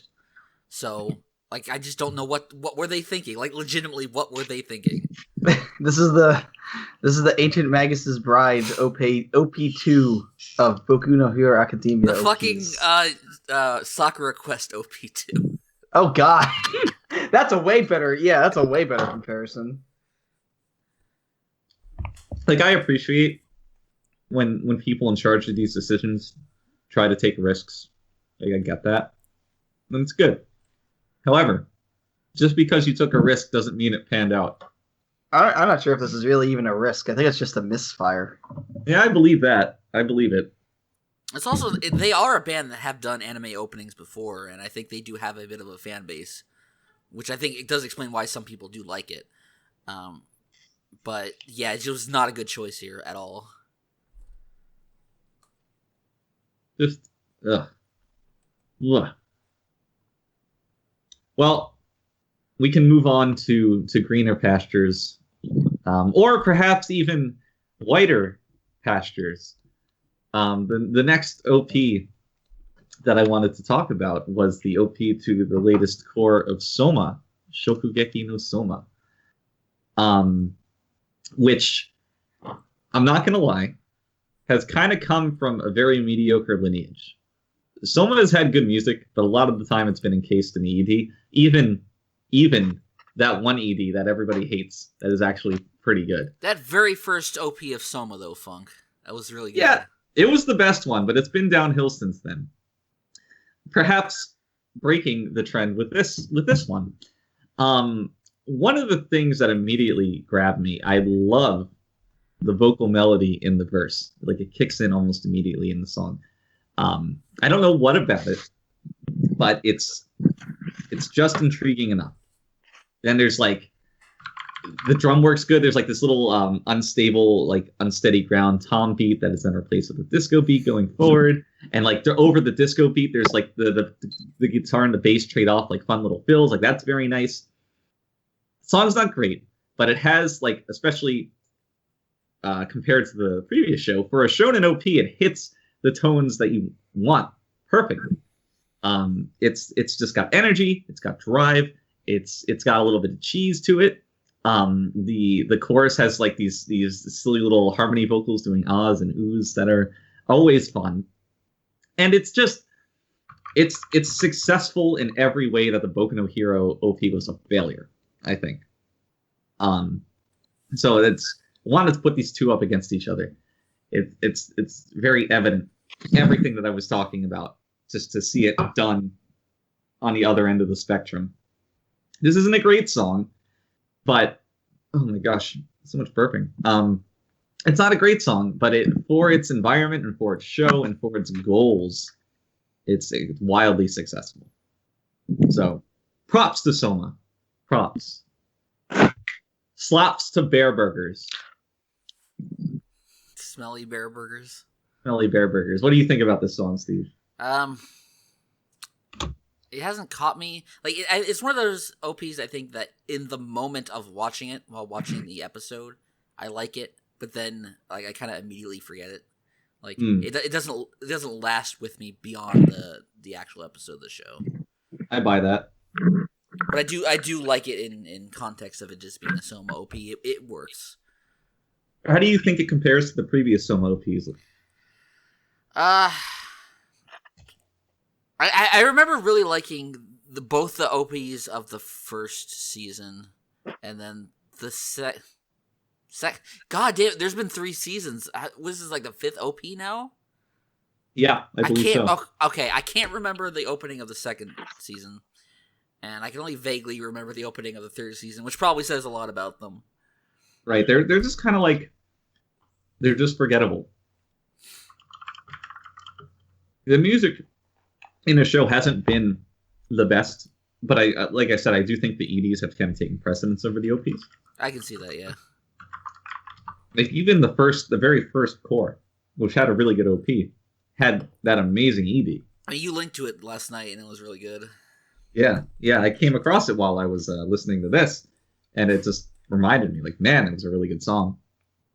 But yeah, this one, this to bring it back, this OP is still pretty good, and I will never begrudge listening to it as it comes up each episode, which is, you know, more than I can say about plenty of shows. So I'll give it the thunk. I think I feel about this opening the way I do a lot of openings this season, where it's just like they haven't caught me. Like it's not stuff I will listen to outside of the show. How often do you listen to just songs that do grab you? A fair bit. Like if it's an OP I really like, then I'll usually seek out the full version and listen to it. But I haven't really been compelled to do that with anything this season. Well, you seek out the full version and then you immediately get burned by it. So sometimes the full versions are okay. It's yeah, just there's kind of like a craft to the way they construct those 1 minute 30-second openings that just work really well. Like there aren't a lot of them that like have like really weird cutoffs at the end. You get them every now and then, but you would think trimming down a song like that would make it kind of awkward, but they kind of have it down to a science. And it's strange because it's kind of both the work of the songwriter and the editor to kind of like put that good jumping off point into the song when you're writing it, but also to, you know, kind of take out certain elements at certain times so they're not bridging over where you want to cut. And it's a culmination of different talents. So when it's like, I understand when it's bad, but it's still just embarrassing. Also, I guess a lot of them are written for the anime specifically, so maybe they're written in mind. Like, we have to have a cutoff point at like a minute and 30 seconds, so it has a natural end to it. Right. But then some other songs are like, they cut out certain portions, not just they grab a solid 90-second chunk, but they'll take like a 2-minute chunk and cut out 5 seconds here, 4 seconds, you know, whatever. So I would love to talk to somebody about the planning that goes into that and how they do it, because it is just interesting to me. Mm-hmm. Mm-hmm. But anyway, I digress. Someone's getting a lot of text messages. Next up, we have one of the better OPs this season, in my eyes. We have the OP to Wotaku ni Koi wa Muzukashi. Yes. Which is the show that Matt was soft recommending earlier. And it starts off, it's got like this fun little, almost like a rise and fall section, which is just, it's small, but it's pleasing. And then it's only amping you up to get into the real thrust of the song, which is just this amazing little swing number. And my favorite thing about it is the snare work that persists through almost the entire song. It's like doing these triplet figures just almost entirely on the snare. And every time I listen to it, I'm just like drumming along to it on my thighs or whatever. It's very, it's just very contagious in a way. And I fucking love it. It's fantastic. That's just such a small piece of it, because there's so much more to like. Like there's some marimba in the verse that's as dank as all get out. There's much more beyond that, but just listening to that, it's so intrinsically fun. Like there's something about the swing beat that I think everybody can just groove on. So that's in the verse, and it goes into the pre-chorus. Pre-chorus like kind of comes at you with a shout. It's like very in your face, but it doesn't last long. And it's good little break in mood. I'm not sure like on its own how much I like it, but by the time you even begin to think about it, it's already into the chorus, and the chorus is fucking amazing. I have it in my notes described as both adorable and joyous, which I would stand by until the end of time. And accompanying this are like super just adorable visuals of the two main couples just kind of like being silly together, which is always cute. The hand dancing. Oh, the hand dancing. The hand dancing is out of this world. They hired the best hand animators to do the hand dancing, and it paid off. And in the chorus, like the marimba keeps doing its thing. It doesn't assert itself. It's in the background, and you're like, I see you, girl. I see you. The marimba is like the fifth wheel of these two couples that no one has yet to find a partner, but is doing her best. Marimba-chan. But the real, so you're listening to the song, and you're like, I really enjoyed this. This is great. And then the chorus ends, and it shifts into 3/4 time, and it just captures your attention, and you're like, baby. It's kind of like it's like there's this attractive girl that you know, and then she turns out to actually have a good personality too, and you're like, wow. That's what it feels like when it does that. It's just got a little bit extra, the special sauce on top, as it were. And it's just a great song to listen to. It's a great song to hum, after you're done watching the show. It's infectious. It's upbeat. It's got a lot of it. And I appreciate that. How do you feel about it, Matt? Yeah, you pretty much hit every note that I love about the song. I love it. It's probably my favorite OP of the season, honestly. I mean, I haven't really listened to a whole lot, obviously, but since I'm only watching like a few shows, but yeah, this OP is fucking great, and it's very fitting for the show too. Like you said, it's a very fun song for a very fun and quirky show, and it's kind of funny that you mentioned the whole she's an attractive girl, but she has a great personality too thing, because that kind of feels almost like what this show is kind of like heading toward, like kind of looking into a bit, because the whole idea of the show is that these two characters who are otaku just kind of get into a relationship because they're like, hey, you're an otaku, I'm an otaku, we're old friends. Might as well. I've never really dated anybody. You always have bad luck with dating because as soon as they learn that you're an otaku, they lose interest. If you date me, you can do whatever the fuck you want. And she's like, sure, why not? But then they actually like start to actually fall in love with each other. And it's great. And the OP too is great. Yes. I would I mean, I don't want to say I'd recommend watching the show just for the OP, because that makes it sound like the show isn't that good, when in fact it is. Yeah. But I would recommend watching the show just for the OP. Fan-friggin-tastic. Mm-hmm. Love it, love it, love it!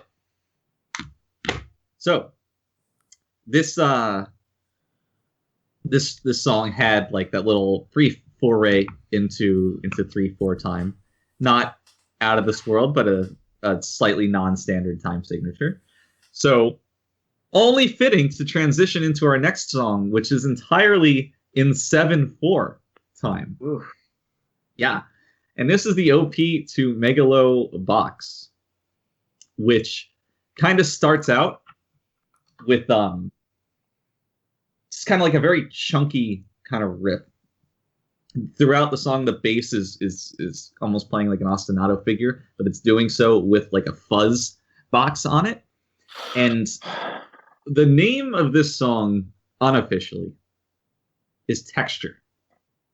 This song doesn't have like a very strong or memorable melody line, but the texture of it is astoundingly put together. The singer is like doing is like coarse, kind of half talking, half shouting, third half singing kind of thing over this repeating bass riff. The guitar is like doing its own thing in the background. The drums are chunking along in 7, and it creates this atmosphere that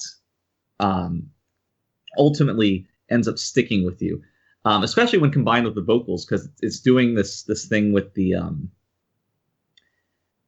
or not the vocals, the visuals. It's doing like this comparison between, and this is going to sound cheesy because it is, between the main character and a fucking wolf of all things, because shonen.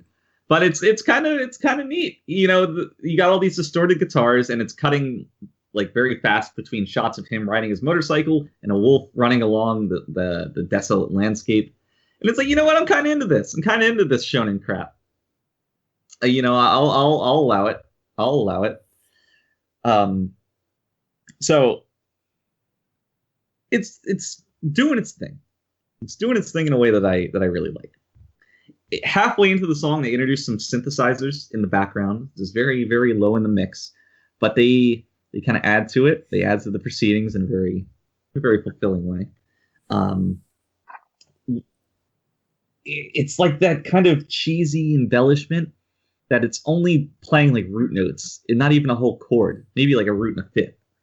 And it's just hanging over everything while the bass is still chugging along the same exact riff it's been doing the whole time. And it's just great. It's got, the song has such a feel to it, and that feel is what you take away. And that feel fucking coalesces at the very end when like the vocals are at their most scratchy, and it just, everything drops out in favor of a singular cowbell tapping along 7 times. And it's just so dumb. For real. But it, you know, when you're thinking of like, oh, it's a fucking boxer with metal boxing world. Like, I want dumb. I want dumb. And dumb is what I fucking get. And thank God. Thank God for that. So I would not say that I love this song, because I do not. But I would say that I would not want to hear any other song every time I turn this show on. So thank you. Thank you, Megalo Box World, for all that you do. All the food you put on my plate throughout this. Steve. Hello. What do you think about Persona 5, the animations, OP? I really like it. Thanks, so Kenny. it's very different from the game's OP. And I would certainly say, and I think you'd probably agree with me, that the game's OP is much better. Yeah. But I also think that this fits the anime in a way that the game's OP wouldn't. Like, if they just reuse that as the anime's OP, I would say I would have been disappointed to hear that again. Yeah. If they had just reused it. Like, it's the same composer and same vocalist, and she has a very good voice, which is, I think, one of the biggest reasons why the song carries for me. But I like that it has a different tone, because the game as an RPG is much more laid back, much slower, and the OP of the game, I think, resembles that. Whereas the anime is much more fast paced. It's you kind of want something more upbeat, which is what this is, and I enjoy listening to it. I think it fits the anime very well, but I know you're kind of cool on it. I am. I would describe it, and I know that it's the same people behind it, but I would still describe it as a facsimile of Persona 5's music, because it's very clear that stylistically it's playing in the same space. You have the same vocalist, same instruments being used, same genre of music, but it's lacking to me some amount of the soul, I think, that was in the previous songs. And obviously that saying that doesn't really mean anything. Something as I know it's the newest meme on V, soul trademark. That's definitely true. Yeah, so it's kind of hard to describe, but I totally get when you say that too. Yeah. Like, if you understand what that is, it's easy to understand. Right. But that said, putting aside my misgivings over that, to look on it, to look at it on its own merits, it has a lot to like about it, and I do still like the song. I really enjoy the part at the beginning of the verse where I think it's when the vocals first come in, and it's like a much more quieter part, and then it kind of like picks up just a little bit in the second half of the verse. So like in the first half, the snare drums are just doing a rim shot, and then they become much harder hits in the second half. Everything just kind of picks up just a little bit. So that part's nice. Then it goes into the chorus, which is, obviously a very anthemic kind of thing. Yeah, that's how I would describe it. And it's I would be lying if I said it wasn't stuck in my head on a couple occasions, and I do like it, but it doesn't flow super well to me. And this is a theme that'll appear when we talk about the ED as well. But yeah, it's just like it just kind of comes out of nowhere, just like, this cool little jazz clubby kind of smooth thing, and then break it in so we can break out, just over and over and over, just out of nowhere. And it's not bad, but I can't remove myself from comparing it to the game's music, which was a soundtrack that I've listened to just so many times because it's so perfect almost. It's fantastic. Yeah, I would certainly not put it at the same level of the vocal songs in the game. Yeah. But I would say that I feel like it captures the mood that I'm looking for when I go in to watch this anime, which is I kind of want to be excited about it, and this kind of gets me excited for it. And it's like it was what I was expecting to from having watched Persona 4 the anime. Right. You mentioned this, that it's in line with like that Persona, the animation. Yeah, and like the Persona 4 game also has a much slower, laid back opening, much like Persona 5. And then the anime just kind of shifts out to something completely different. So I appreciate that. It was what I was looking for.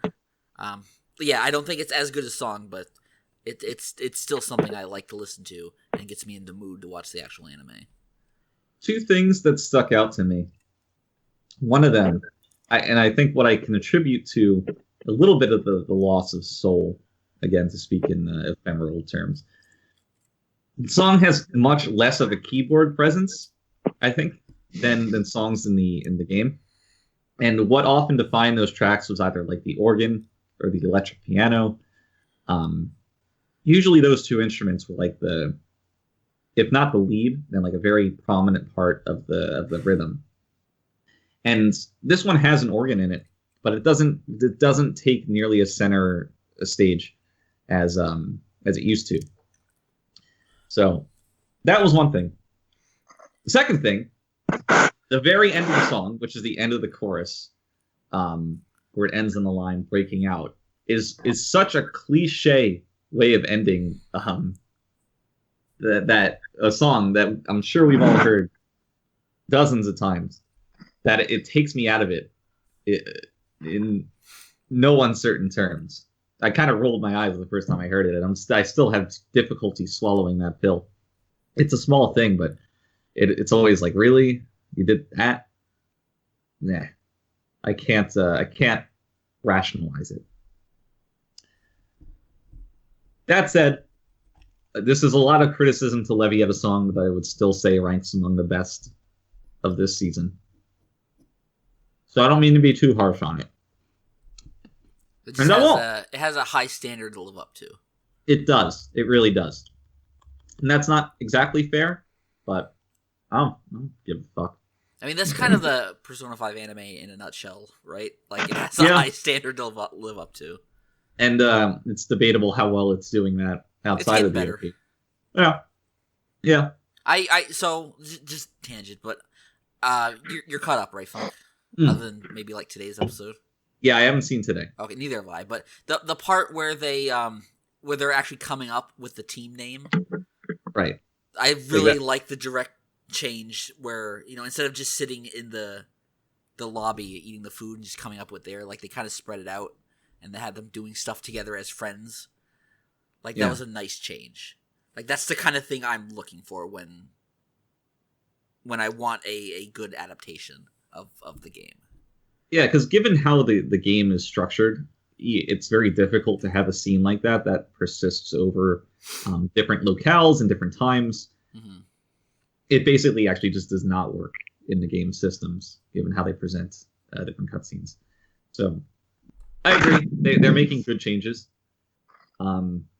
which is really helping distinguish the anime from the game. Because I made the comment that the anime just so far felt very redundant. And up until that point, it probably was. But it seems like they're taking more liberties in how they want to present the story, which I'm happy with. The biggest problem is just there's a ton of exposition in the opening of that game that is spread out a bit more because you have the gameplay to digest it. But in the anime, you're kind of like, all that's kind of jammed into like the first hour. Whereas in the game, it's like over the course of 10 hours. So it is definitely difficult to make an adaptation of that kind of game, but I think they're doing an admirable job so far. I buy it. But that's here nor there when it comes to music. Yeah. I was about to make perhaps the worst pun ever made by a human. So I'm gonna not. I guess we'll never know. Do a clean transition to our next OP, which is Hinamatsuri, which is a fine song. Some things I enjoy about it, some things I don't. A common theme, a common thread between this OP and the ED. I kind of really like the guitar work, and I would describe it as being pretty cheesy and pretty ridiculous, but I really like it, especially in the ED, but we'll get to that. And I would also say that this OP reminds me of like Full House, that kind of ilk. What? Really? Yeah. Like not Full House, that song in particular. Oh my God, Kenny had it at Full House. But more like just a happy 90s sitcom. Which are kind of notorious for having their own pieces of just kind of silly music, silly OPs. I mean, I struggle to categorize the Full House opening as an OP, so I kind of tie that to anime, but it's still true. Yeah. So anyway, song opens. It's got a nice little melody that comes up later in the chorus, which I like. And then there's one thing I want to point out because it's so small, but I love it. in the verse on the drums, they do that thing where it's just like one isolated open hi-hat hit that's immediately silenced amongst a bunch of closed hi-hat hits. And it's very difficult for me to explain why I find that so satisfying, but I do. And this has it. It's not really worth mentioning, but I'll mention it because it's great. And fuck you. So that's why. On a more substantial level, they have some very nice sounding violins that come in during the verse. I love well-placed string sections almost as much as I dislike poorly placed ones. And then in the pre-chorus is a nice little power chord breakdown that's fun. And the song has a lot to like. You can kind of like whistle it afterwards, but I don't think it's a very great song. It's just kind of doing its thing. So, I don't know. You guys have both heard it. How do you feel about it? So the only thing I really have to say about it is that it stylistically it sounds a lot like the opening to Origairu Zoku, which I like. So I've never heard that. It's actually by the same studio, so maybe that explains it. But yeah, it sounds very similar, and I like that song. So I guess by proxy, I like this song. It's fine, I guess. Wow, we're so cool on this. I mean, it's a pretty good song. I like how in the animation, like that one like bartender girl is the one that makes everybody cry. Like naturally. The older one. Yeah, I mean it's a fine song. It's a nice little kind of triumphant sounding, energetic song for a fun show. I do think just the central melody line is pretty strong. Mm-hmm. Like that's enough to just kind of ingrain itself in your memory. Be the earworm that Frank always likes to talk about.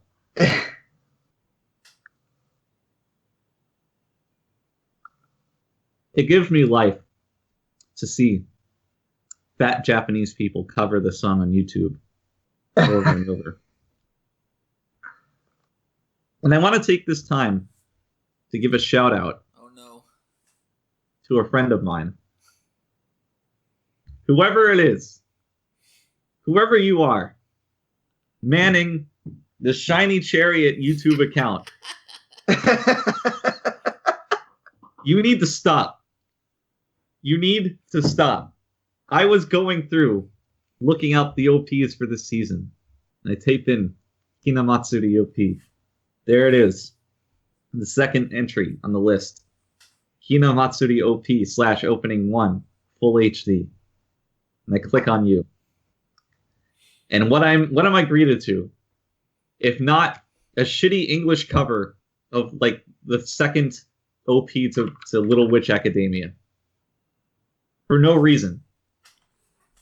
I don't know why you do these things. I don't know who hurt you. I think he's trying to be like that Silva Gunner ripoff. Like here's the song, and then you get something you don't expect. Isn't it wacky and funny? But it's always the same. It's not like him mixing that track into the OPs or doing any. It's the exact same song. It's someone with no imagination and who's lazy and he wants to capitalize on that sort of thing. Yeah, and at least use the original Japanese version. Like, come on. Maybe that gets like copyright struck. I don't know, but I will say, you fooled me a couple of times this core, but by the end of the run, I was on to you. I was picking up what you were putting down, and I was not getting fooled again. You know what they say? Fool me once. Shame on you. Fool me twice. Won't get fooled again. That's a famous saying down in Tennessee. Hey-o. So, if you ever manage to hear this, consider suicide. We're on to you, Frank.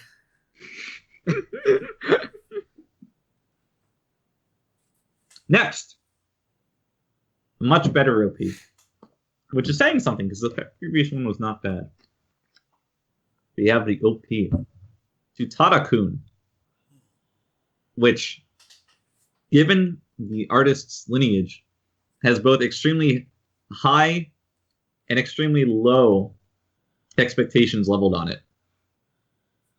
So this is the guy who not only gave us the opening theme to Gekko Shoujo Nozaki-kun, but he gave us the OP to Handshakers. And to say that these two shows and their OPs sit on opposite ends of the widest gamut you've ever seen in your life is an understatement. So, what's to like about this song? And for that, I'm going to turn it over to Matt for once. Oh. Oh my okay. God. You watched this show, right? You recommended it. Yeah. Yeah. Well, I didn't recommend it, but I said I recommended it to you. Yeah. Mainly because, like, I guess this is another one of this is kind of one of those shows where I was like, you know, the show isn't like amazing, but the OP is good enough that I could say I think it's kind of worth watching just to hear the OP. But yeah, the OP of the song, it's kind of funny because when I first started watching the show, part of why I started watching it was because A, it's Doga Kobo, B, it's the same like staff that worked on Nozaki-kun, and then I recently found out that the OP is actually done by the same guy who did the Nozaki-kun OP, which I didn't even realize. I was just all I know is that when I was listening to the OP, I was like, huh, this song sounds very similar to the OP to Nozaki-kun. I wonder why. But yeah, it's kind of funny because the structure of the song is like almost identical to how Nozaki-kun's OP is structured. Because you have like you have the intro, you have the verse, and then, but like just how they sound is very similar. Like the verse is a bit more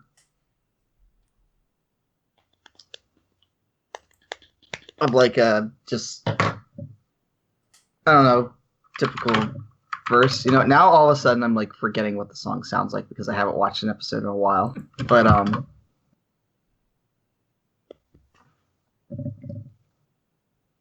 But yeah, I guess here's the first part that I love about it. The bop the doo-wop things. The doo-wop. Right at the beginning? Yes. Yeah. I love that. You know, one thing I never understood was the hatred for the bop-bahs in the new Super Mario Bros. Games. And this is exactly why, because I love doo-wop type stuff like this. It's just great. It adds a nice little flair to songs where it fits in. Like, how much worse would this be if that was played on like a guitar or something? Yeah, you know? It would be like so much less interesting. Also, for some reason, in the intro of the song, I feel like they ripped the death sound effect from Super Mario Bros. And just hit it very cleverly in there. Because like every time the do. No, like the sound that like when he gets hit. Like just listen to the first like couple seconds and pay attention specifically to your right ear. All right, hold on, let's see. Yeah. Yes, like 2 or so beats in. Yes. I don't know what that is, but it sounds exactly like that. Maybe it is. Maybe you've cracked the code. Oh my god. But yeah, the song is really good. It's got your nice I don't know what that's called, but the hi-hat snare beat that so many songs love to use. And thank God they do. Thing. What I like about it in this song though is that it in the verse especially, it kind of like starts slow, gets fast, uses that beat, goes back to slow, gets fast, uses that beat again. Slow is not the right word because the tempo is the same, but like the energy. But yeah, so it kind of has these like the verse is split into two halves, and each half has like a quarter that the latter half has that beat, and the other half doesn't. So it kind of like has this start-stop feel to it, Right. that it transitions between a couple times, and it's very nice. It's very nice, and obviously that beat reasserts itself later on. But yeah, that's always fun to see. I always make an attempt to call that out. So I'm autistic and I like things being the same. Let's see here. Yeah, like I just really like I like whenever songs do this kind of thing where, I mean, you already kind of said it, but like it'll just like play one note and then one note, like while like the person is singing. It's just like doot doot doot, like it's like very,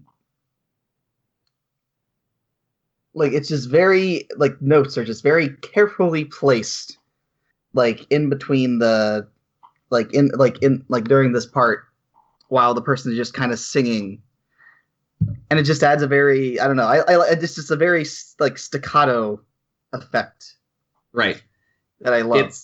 It's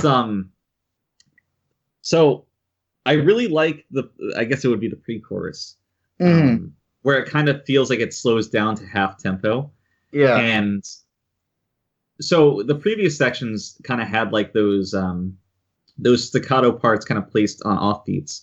And then in this half tempo pre-chorus part, everything is quarter notes on the beat.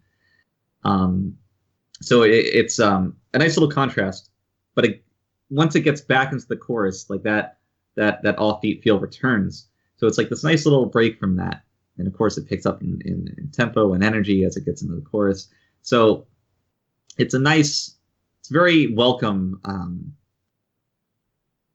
break, I suppose, from the feel that the rest of the song has. And it makes the following choruses that much more effective. Similar to how the verse had those two sections that it transitioned between a couple of times to create that contrast. The pre-chorus serves as that contrast for the chorus. And like that's just very, very smart songwriting. Like obviously, you know, given work this guy's done before, it's obvious that he knows how to write a very catchy and emotive song.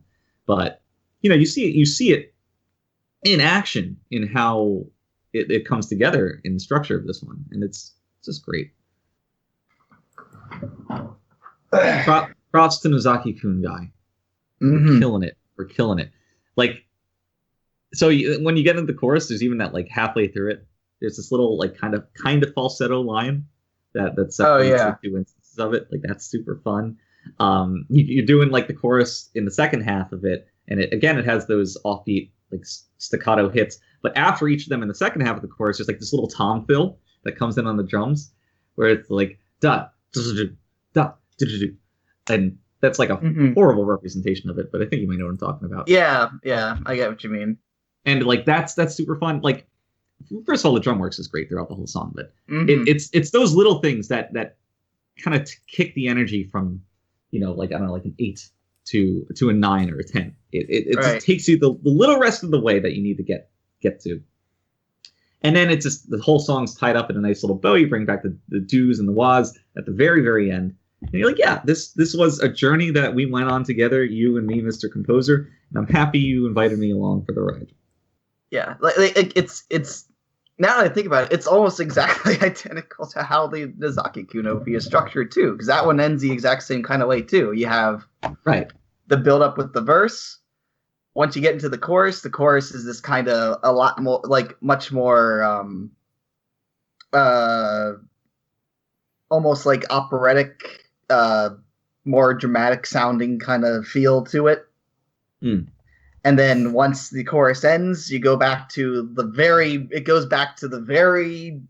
beginning of the song, like the intro of the song with the characters doing the doo-wop. And Nozaki-kun's the same way. It ends with that same beginning riff, the doodle-doo thing. Yeah, and that's like, it provides closure in a very satisfying way. No one's gonna say that that's revolutionary. Like I wouldn't, but that doesn't have to be. It's exactly what you want it to be, especially with something as kind of lightweight as an anime OP. It's like I want that. That's satisfactory conclusion. my song. Right. So I'll allow it. It's great. It's this is another one on the short list for OPs of the season. Right, Steve? Right. You haven't even fucking heard it. I know. You're lying to me. So I'm disagreeing with you because you're probably right. Oh. Probably right. So that's that. These are those. This is they. Next, we have a much worse song, which I don't think either of you have heard. That's probably for the better.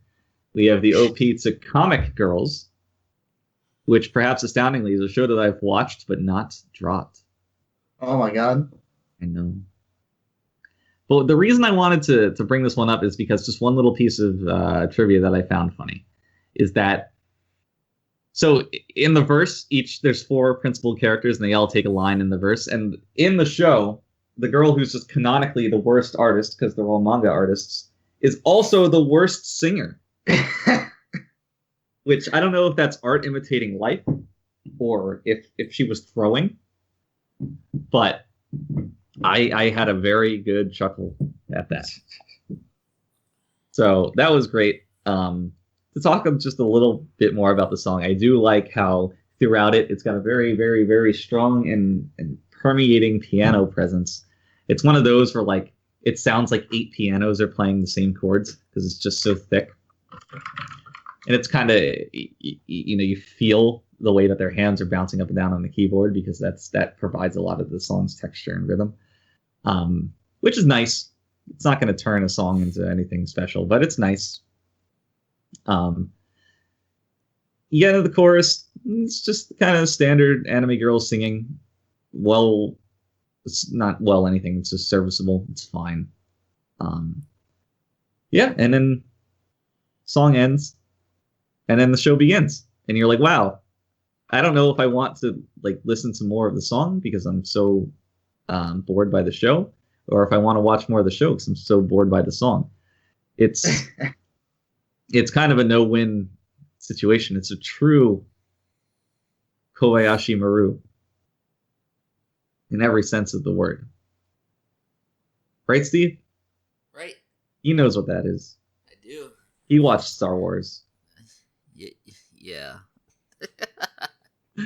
But yeah, I kind of just wanted to dunk on the one voice actress. I don't have that much Dunk.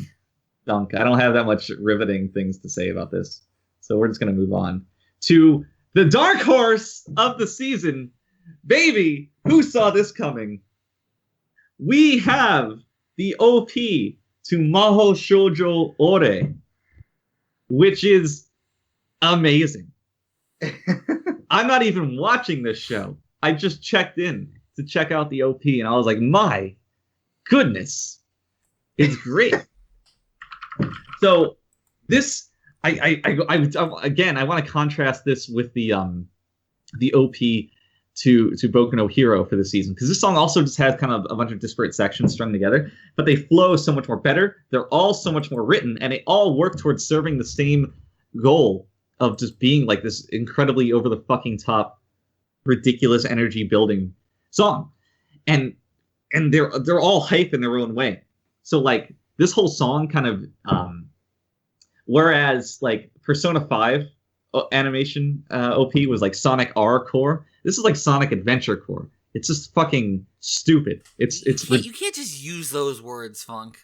You know what they do. Watch me. You know what I'm talking about. So yeah, it's gloriously stupid. It might have every pitfall of anime music that one could think of, but it's great. Does it have hand claps? It has. I think it has hand claps. It has the offbeat shouting, shouting just random English. But it's got like, it's got like palm muted, like fast aggressive guitars. It's got like disco beats. It's got fucking idol-ish choruses. It's got horns going on in the verse underneath the stupid guitar. It's glorious. Like there's no other word for it, because like I can't even attempt to deconstruct the song on why it works, because it's not doing anything. It's not trying. It's just fantastic. It's just glorious. It's really a sight to behold. I listened to it and I was like, I have to listen to this again. Did that really just happen? Was that really it? You know, we've talked about like we've talked about these hallmarks of good songwriting and these smart decisions people make. But it just doesn't it doesn't matter. It doesn't matter when all you can do is just throw in just stupid, idiotic guitars and just have it work.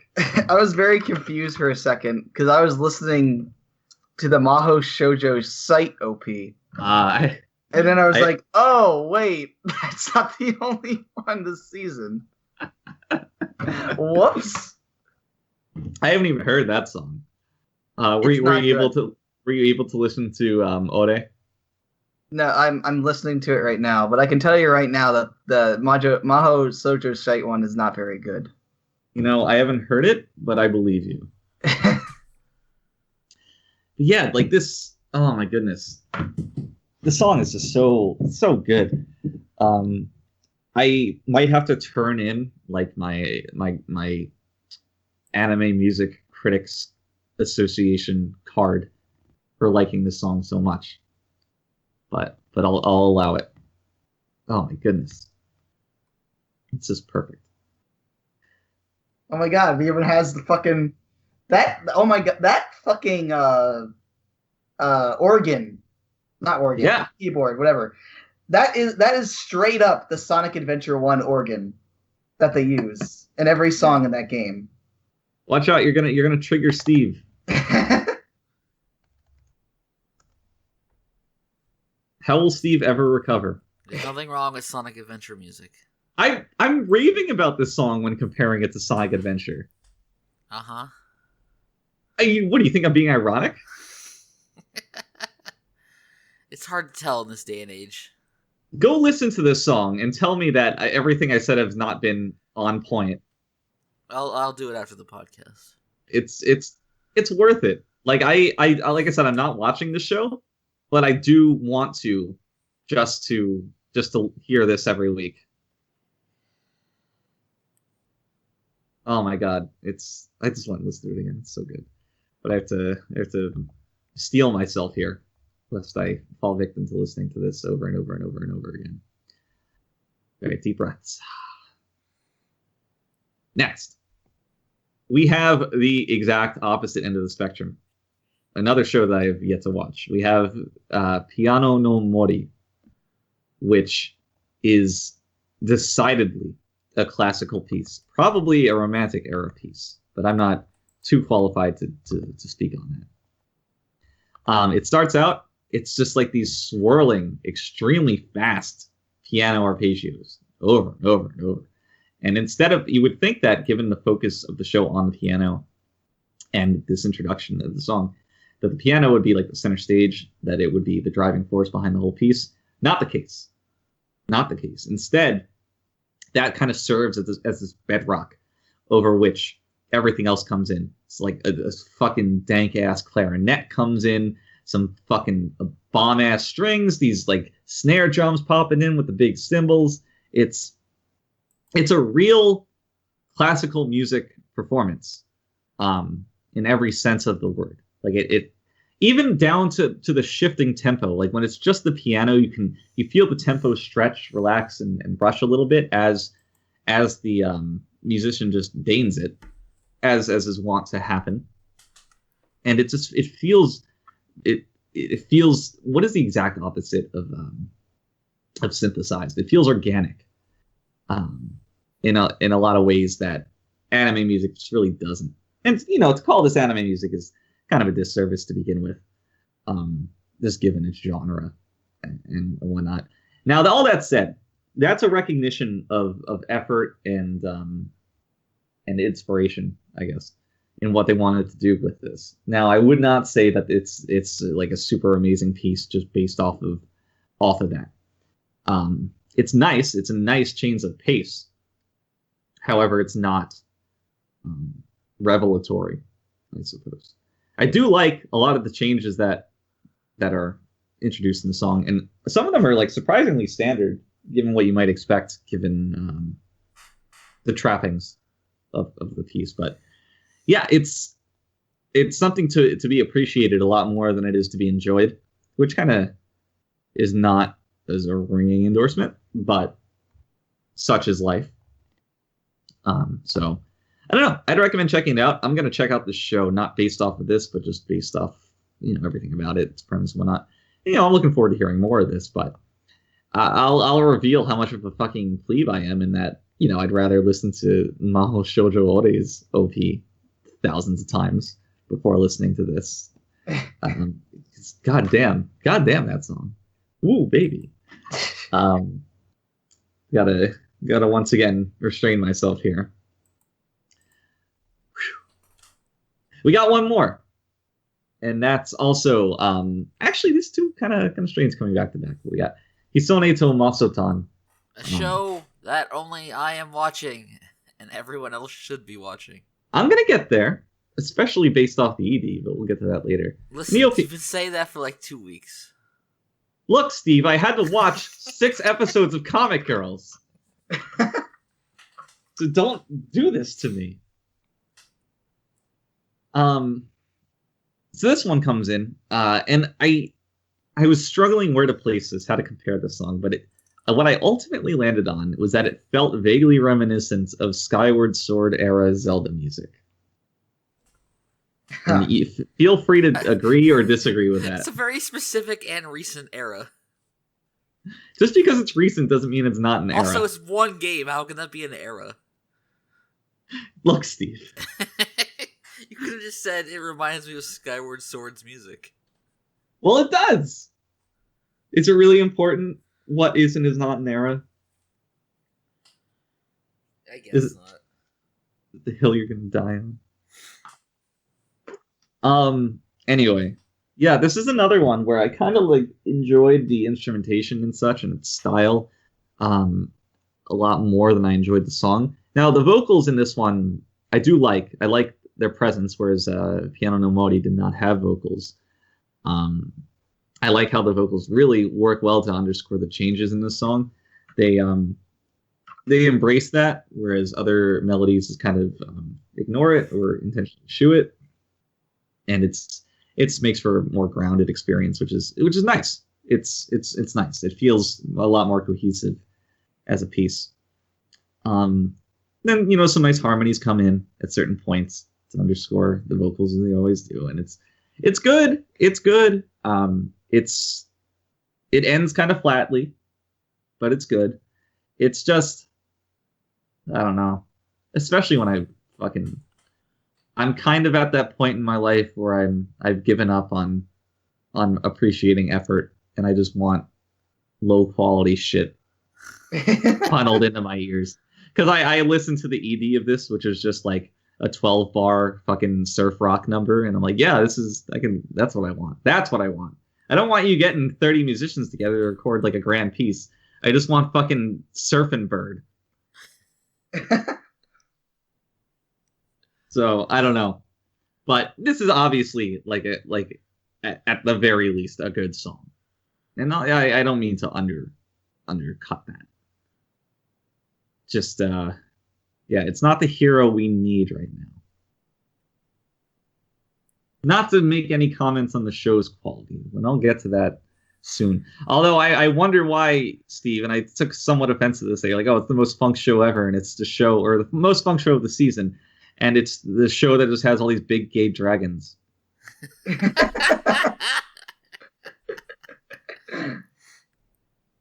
There's nothing to, that statement has nothing to do with the dragons. Good. Steve, is this show just an anime version of How to Train Your Dragon? I've never watched How to Train Your Dragon. Okay. do they train their dragon? They're not really training the dragons. It's kind of weird. It's hard to explain. They're more forming partnerships with their dragon planes.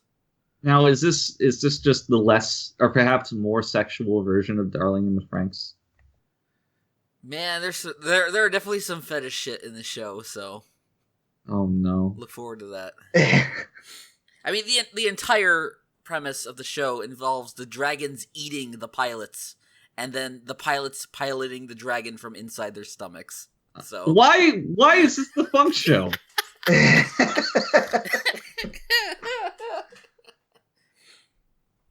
I only said that because it's the exact kind of show that like no one else would watch, and then you would watch, and then you would get on and rave about how we're not watching this. It's very unique and has kind of like a whimsical quality to it that like you don't see in any other anime, and I think it's the kind of thing you would appreciate. I mean, I'm looking forward to watching it. Just not for the Dragonvore elements of the show. So, that is actually all that I have for the OPs. I don't know if you guys had anything else that you wanted to talk about, but now would be the time. Did anything else air this season?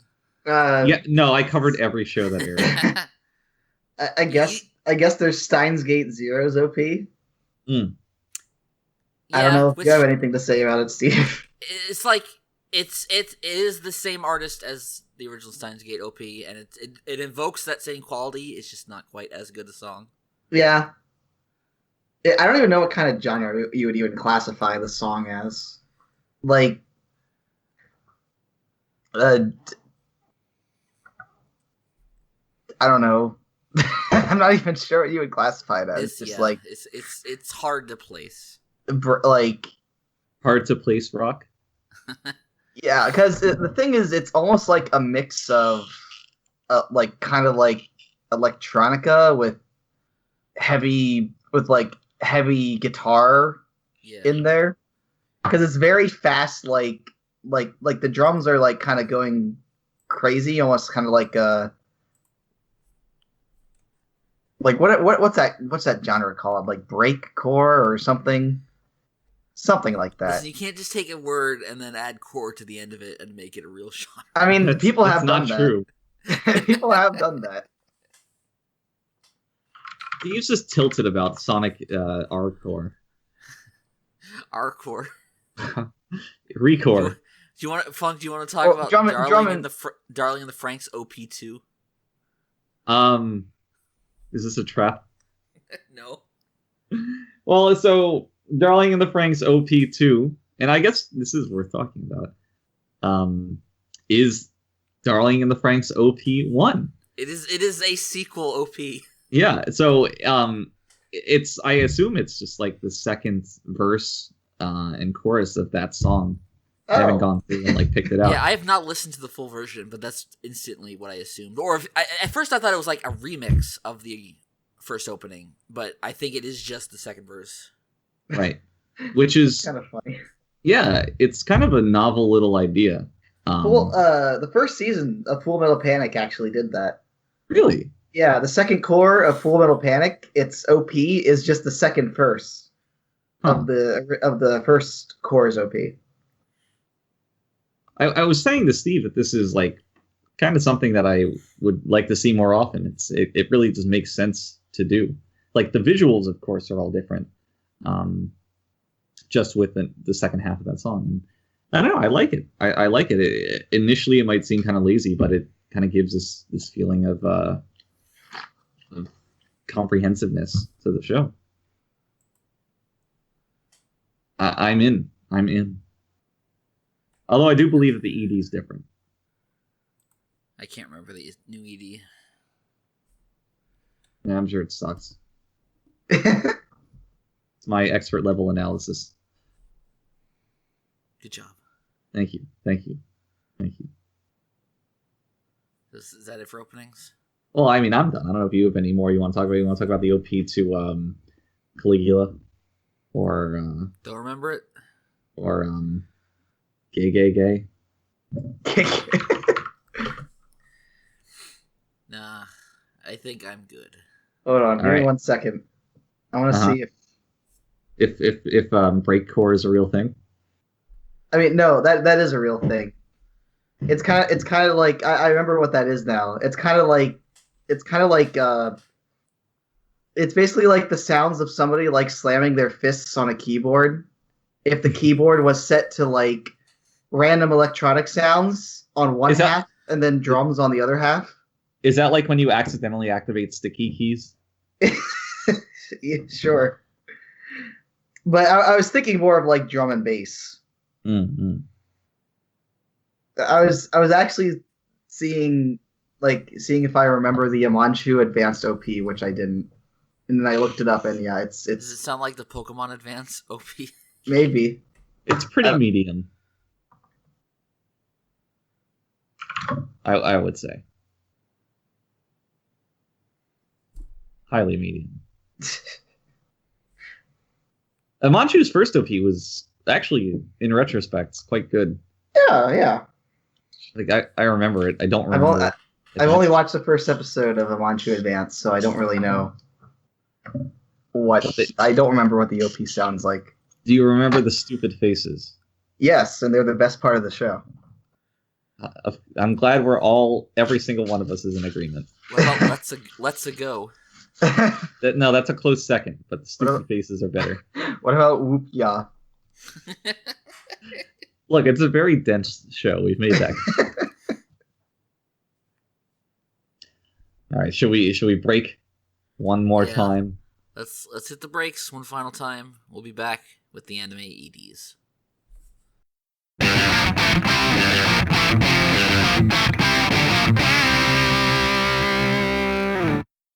Welcome back one last time to the Luckycast. This is our final segment. Let's go to anime endings. Funk, take it away.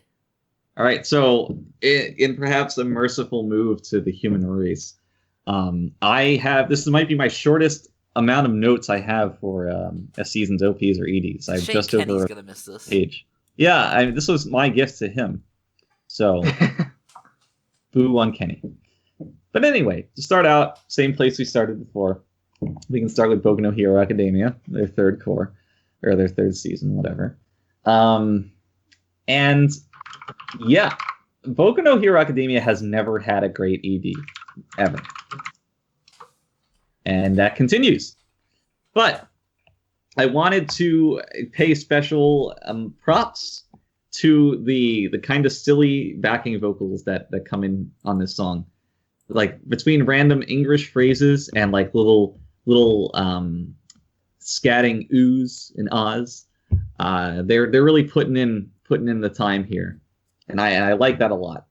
I find nothing else in the song to give props for, and nothing else to even really note. However, I just wanted to say, good backing vocals. Literally it. Yeah, you know what's funny? I feel like this ED has a very, you're gonna laugh at when I say this, a Boku no Hero sound to it. It does, because it's funny. Like I kind of commented on the history of them being these kind of mass songs, but they have all been very stylistically similar. Yeah, it feels like it sounds like the other EDs, and right. I don't. If only they did that with the OP. Yeah, and I don't know if it's the same artist or what, but like when I listen to this, I'm immediately like it gives me nostalgia for the older shows in a way that the OP sure doesn't. And that's definitely true. I agree. So that's something to pay mind to. Small little successes like that, especially in the face of the failure of the OP.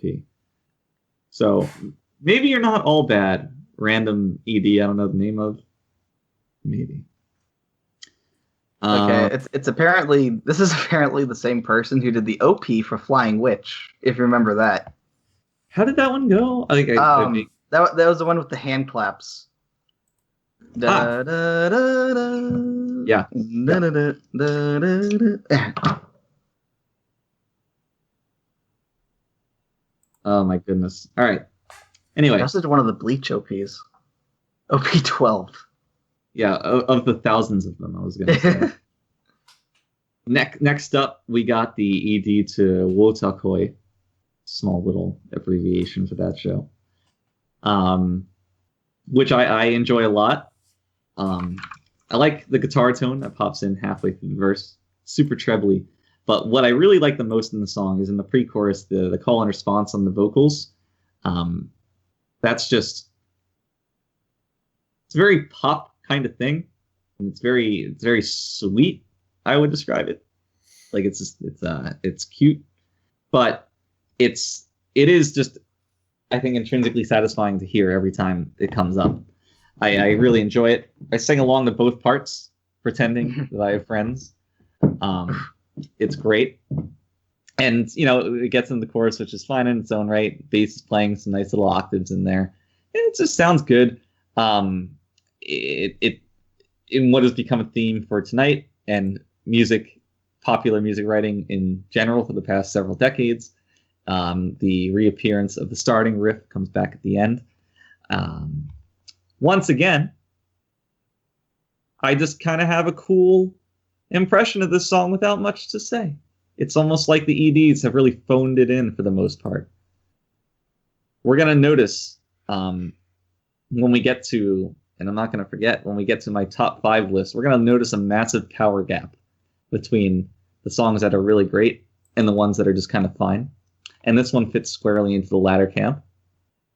So, I don't know. Matt, do you have anything special that you like about this song? Not really. Right? It's pretty decent. Yeah, I do like how every episode just kind of flows into it. Yeah, that is good. I do like the whole start of the ED, like the ED starts in the middle of the final scene thing that this show does every episode. It's always nice when that happens in any show. I think the absolute best instance of this, and I guess you haven't seen this, but Steve will be able to relate. Steve, do you remember in the first season of Shokugeki no Soma when they're at like the some training camp or something, and the various characters start like humming and whistling the ending theme over that scene in the bath? Yeah, when Soma was walking out. Yeah, I know exactly what you're talking about. that is the absolute best instance of integrating an ED into the ending of the show before flowing into it. Maybe you're not as enthusiastic about this as I am, but that was absolutely hilarious to me. All right, don't say anything, Steve. Whatever. I intentionally left you out there to dry. You're right, though. It was good. It was good. It was good. It was good. So, next up, moving along at a rapid clip here, we have the ED2 Megalo Box, which I actually enjoyed quite a bit. I don't know if you remember my raving on the OP for Warao Salesman, but that is done by the same artist as this. And just like before, it's a nice little funky kind of rock band. Oh my god. Damn it. It's a nice little funky rap driven by the instrumentation of like a standard rock outfit. You got like a guitar, bass, and a drum kit along with the singer. But it's like after like a nice little guitar riff that persists throughout, it gets into the rap, which is done by the female vocalist, which sounds novel enough, but it's also like pretty well delivered. And then as the song gets on, like in the verse, instead of having the drums be like the central skeleton around which that the song is adhering to, it's more the guitar, because the drums are doing a lot of syncopated work that is almost just as interesting as the vocals. So then it gets into like this beat on the toms as the backing vocals come in, and it transitions from a rap into more of a sung part. You got some nice wahs coming in. But what's really cool during this part is that it's building to the chorus, and you notice that gradually it's asserting this triplet kind of feeling into it, because it's just playing more straight, like eighths and sixteenths and whatnot, and then more triplet notes come in, and then it just culminates in like this fill that's like a tumbling down in triplets before it smashes into the chorus, which is great. And once again, as it gets into the chorus, it's done over another just omnipresent guitar riff, once again binding the song together, until it gets into the post-chorus, where instead of the guitar doing that work, the drums are playing quarter notes and the bass are playing eighths, and they're playing extremely straight. And like that that change from the rhythm instruments of the group like is very noticeable, and it creates like this final passage feeling that the vocals are sung over before it cuts out just again on one line on the vocals, which is very similar to how the What I Was Salesman OP ended, almost exactly the same even. And yeah, I love this vocalist. I love her voice. I love I don't know if she writes the songs or if someone in the band does. I love the songs that are written with her in mind. Because like just her rapping is really fun, and it's kind of different. So I don't know. I like this song a lot. It's not like amazing, but I do enjoy it, and it's different. And I like things that are different. What is the quote? I liked it because it was different. Whatever. I don't like things that are different. Well, there's that too. I don't even remember what that's from. That's What? just Plinkett? Yeah. That's just Plinkett. Right. All right. Next up, we have Persona 5, the animation. And Steve, real quick, I want you to guess what my favorite part of this song is. The end? No, it's the beginning. Although the end is also quite good. But it's the very beginning when it's playing the vocal melody just like on the organ. Oh, yeah, okay, yeah. Yeah. So obviously it's the same melody, but it's funny because the tone of the organ kind of feels disconnected from the rest of the song, even though it's literally playing the rest of the song. And that's not necessarily a bad thing. I like how it kind of divides up that, because the visuals are different, right? Like that's the next episode's preview, and then it goes into the credits when the rest of the song starts. It's nice having that little divide, and like I said, I do quite enjoy that beginning part, which is great. And then it jumps in the rest of the song. The verse, like, this is actually a hallmark that persists from Persona 5, the game's soundtrack, is that the bass playing is super dank throughout the entire song. Like, I'm not really big on the vocal melody for this one throughout both the verse and the chorus, but the instrumentation really delivers. And the bass in particular, like I said, is so good. It's so good. My goodness. And, you know, that's throughout the whole song. Some nice strings come in. I really love, you mentioned the end. And at the very end of the chorus, there's like these chords on the electric piano that round out the song. And you can kind of hear them like doing these distinct changes from everything we've heard before.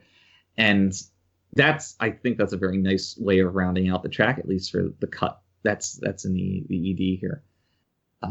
I do enjoy that. I like this substantially more than I like the OP, at least as far as what there is to really appreciate. I don't think there's a moment as catchy as the chorus begrudgingly is in the OP, but I think overall this is a better song. Now, there's one thing that vexes me and will continue to vex me until the end of time. Now, they have an animation of the main characters walking just off screen. They're rather towards something off screen in this ED. And it looks horrible. I don't know what style it's animated in, but it looks so different from anything in the game or in the rest of the series. And this will be fine, except it has all the characters lined up. And when you look at Ryuji's walk cycle, you see his right arm kind of swaying side to side. But Joker's right arm, it kind of like cuts in front of him, and it makes Joker's right arm look like Ryuji's left arm. And because of this, it looks like his arm is popped out at an odd angle because his elbow would be bending in the opposite direction. Not to mention the fact that it makes him look like a gorilla because he's kind of hunched over. And I think that's the point, though. Like, this... It's for Joker's arm to look like his arm? No, I mean, like, the way Ryuji is walking. Right. And he's obviously intentionally hunched over. Like, that's like the delinquent thing. Yeah. That I get. But when you factor in how Joker's arm looks when your mind subconsciously attributes it to Ryuji's body, it kind of changes all that. Are you saying he's not looking cool, Joker? Doesn't Mona say that? Yeah. Yeah.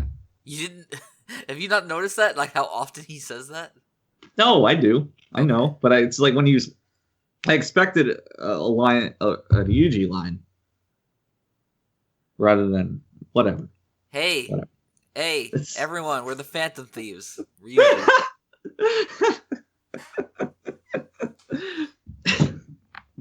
I saw a post on V about just how fucking dumb he is in like various situations.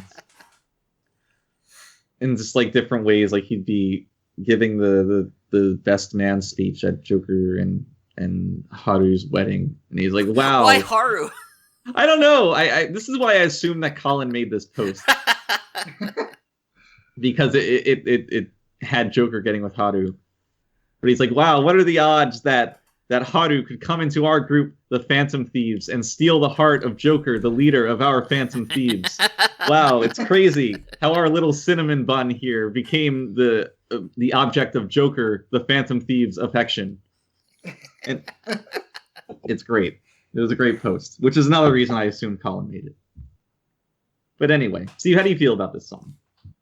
The only thing I really took note of is that it really evoked the feeling of the ending of the game, like that song, and so that made me feel nice. But otherwise, just it's I like it, but you know, I'm not one to normally write home about EDs. Yeah, and I mean this season in particular, it's like, why would you? Why indeed? Well,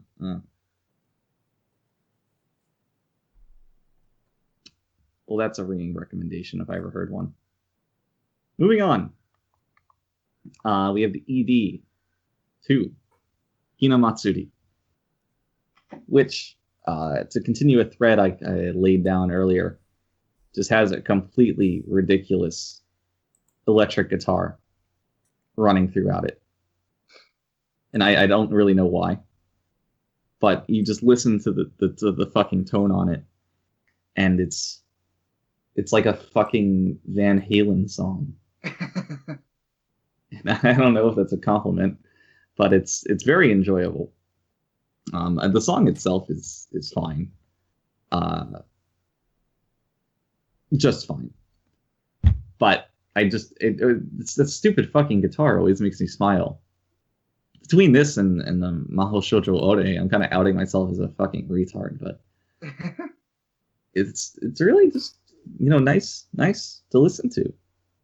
I like the way the chorus's melody is structured, how it kind of has this descending feel to it, and especially at the very end, like those final 4 notes on the vocals wrap things up in a much nicer bow than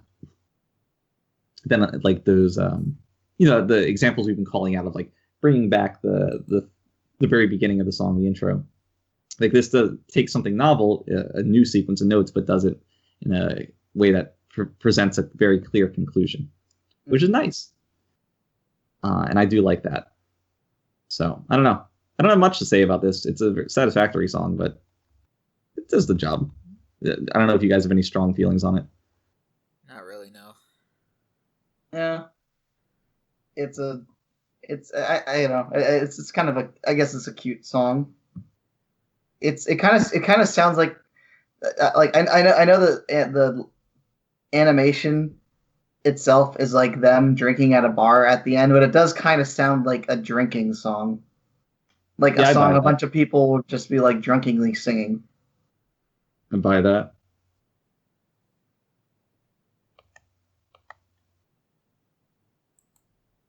Yeah. Next for a song that maybe Steve's heard. I'm not actually sure. The ED to Uma Musume, which I have here written up. It does just enough to not be forgettable trash. Yeah, I can agree with that. So I like the horns throughout, but the biggest thing that rang true to me is that it uses, and hang with me here when I use this descriptor, but it makes use of those very strange, out-of-phase espionage film establishing shot guitar chords. Now that's a lot to unpack. But does anybody have any idea what I'm talking about? Kind of, yeah. You're talking about like something from like a James Bond movie? Yeah, like just a hanging guitar chord that just sounds like a little shifty, and yeah, it's I can visualize it. it's a lot strange because it's a sound, but it uses those at 2 or 3 times in the song. I can see the sound waves, Funk. And that just jumped out to me because it's such a strange choice, especially like in such a fast action paced song. Because usually those are, again, like in my example, they're like establishing shot in films that just hang over a still image without a lot of movement. And here it's in the middle of your high tempo, high energy track, which is strange, but I liked it. There's a lot of dumb shouting in this song, up to and including "No Thank You" or "No Thank You," as they like to say. For a show about horse girls, I expected more intelligent shouting. Horses are smart. There are no crows. In the chorus, the drums feel a little bit too intense, and I get the themes of the song about like running and racing and speed and whatnot. But listen to those fucking drums. It's like a fucking Motorhead track. Like, calm the fuck down. There's no need. There's absolutely no need. And then the very end of the song feels like it goes on for like 2 or 3 measures too long, but I kind of like it. It's strange and a little awkward in how it's kind of like, forgive me. It's kind of like a horse awkwardly tripping over itself because it's just a strange big ball of muscles that's about to fucking explode on you if you cut it the wrong way. Just tripping over itself to the finish line. But it gets there, and it gets there in a kind of satisfactory way. So it's a fun little stumble, and obviously an intentional one. So I'll allow it. I wish Kenny was here so he could tell me how much he loves this song more than anything else in the world. Oh well. Oh well. I mean, R.I.P. Kenny. You'll gone, but not forgotten. And Benny. Oh man, I love Benny. Benny's great. Ever since he got promoted to DARPA chief, he's really coming around.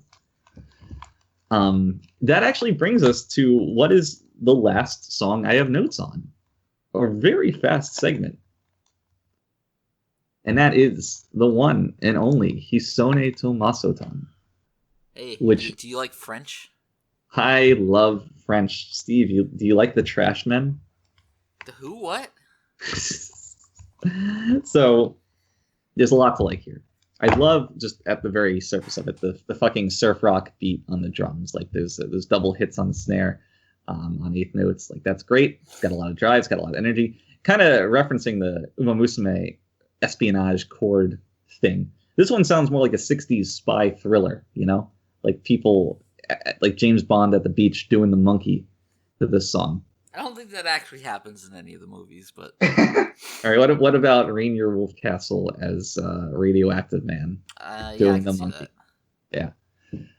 So, obviously this whole song's in 12-bar, which is not a knock. I love 12-bar. You don't see it super often in anime OPs, but it's great. But to introduce some variety, they like bring in some flutes or pan flutes. I'm not exactly sure. Like horns come in. Like the second verse has some like dank bass stuff going on, and then like they bring back the instruments a bit to focus more on like a softer beat on the drums while still maintaining the same tempo and structure and all that. And of course, the vocals being in French are just like inherently ridiculous. You can't speak French seriously. Similarly to how you can't, speak German in any way but angrily. Everything in French is just inherently silly. And this is no exception. It's great. Like whereas I kind of had this guilty pleasure affection for the Maho Shoujo Ore OP, I would say that this is about on that level of enjoyment, but completely sincerely. Like, no shame. I love love this song, and it's a large reason why I'm very excited to start watching the show. Also, the girls dance really cutely. Oh, I forgot about that. They do. It's insanely cute dancing. You know what? Okay, so that plus the music really reminds me of something like that would break out during an episode of the '60s Batman TV series. Right. Yeah, and I buy that 100%. And it doesn't. I don't know. It feels neither completely straight nor is like a parody of that. It's just kind of doing its thing. Maybe this is just what French music is. Just always 100% of the Localized time. entirely within that country. So apparently, I was listening to this ED. Apparently, this is like actually like this song is like a cover of like a classic like French song from the 60s. That explains that. Yeah. Yeah, like here it is. If I can get it to post, there we go. God damn it! What did you get shiny chariot? Wait, what happened? Never mind. Don't worry about that. All right. I thought Matt linked you to shiny chariot. Oh, did you? No, I didn't. I thought he did. Oh. False alarm. Yeah, this is like peak 60s.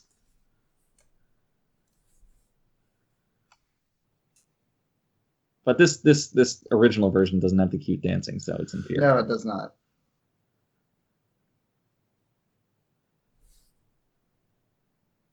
So Steve, do they dance in the show too? Or is this just the ED? Not that I recall. Not yet, anyways. Some of the pilots look a bit downy. Yeah, they act like it too. They're all kind of nutcases in their own way. It's actually pretty funny. Like the main girl's rival is basically like a female Bakugo. I'm in. Yeah, if there's one thing that you can take from this whole podcast is that we should all probably be watching Hisone Tomasa. You all probably should be watching it. See, so that's all now I've hyped it up too much, and you guys are gonna be disappointed. No, I'm just expecting a good time. Like, I mean, Steve, whenever a show ends and like this is the ED I get to watch, I'm not going to come away with any kind of negative feelings. I see. I'm very easy to please. Just dangle some fucking keys in front of my face. So that's what I have for EDs. Do you guys have any more that you wanted to cover? Don't think so.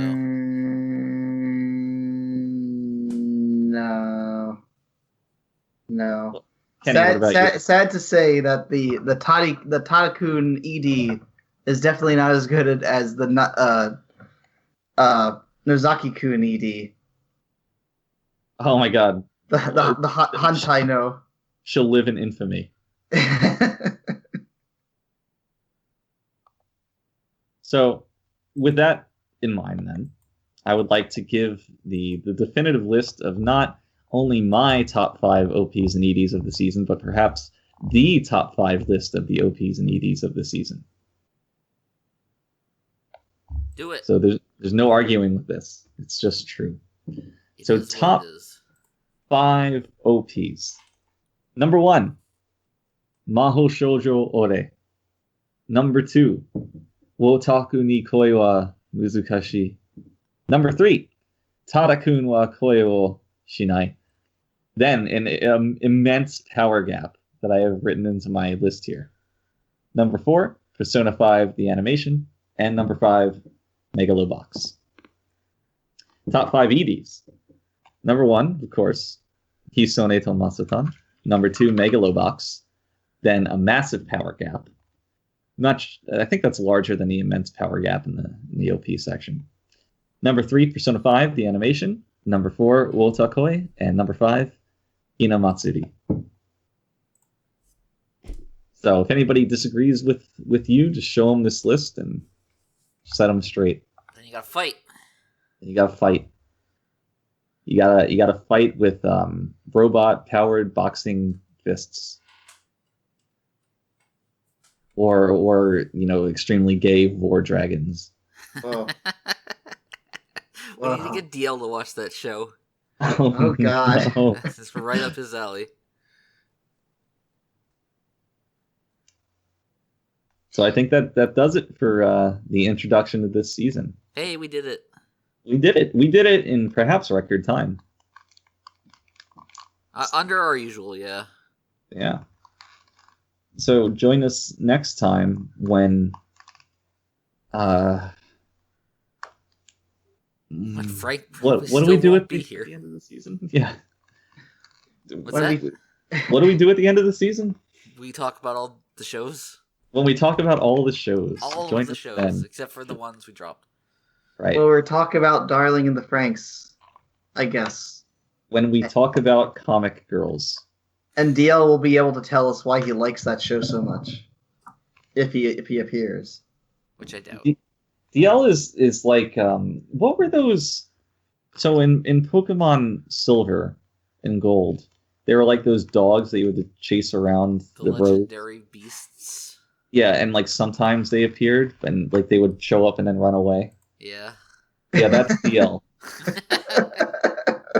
It's impossible to pin him down on one podcast. But we'll try. We need to get a composite edit of all like shit he said before and just make an artificial DL for the next podcast. Maybe we can even get Colin. Oh my god, don't be still my heart. Well, Maybe I we guess- could even get Kenny. I guess we can get Kenny. Can we get Benny? I would love to get Benny on the podcast. Can someone reach out to his agent? Benny's agent? All right. Until then. Say good Benny, everyone. Goodbye, Benny. Good Benny, everyone. Good Benny. Co-Benny.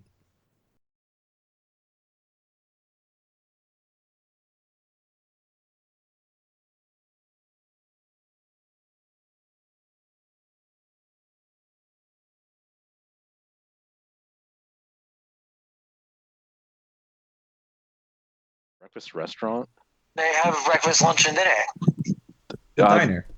They're open 24 hours. You can get whatever the hell you want to here. I'm pretty sure it's only breakfast. I'm pretty sure you're making that up. No, I swear to God, there's nachos on the menu. No, there's not. I swear on my life, there's nachos on the menu. I'll bet you any amount of money. Order them and take a picture. Yeah, order them and take a picture. Maybe I will. Maybe I will. All right. Well, you enjoy your Denny's and Aqua. I love you, Kenny. All right. Yeah, I love you too. Bye bye. You do? You mean it? No, I don't. We'll see.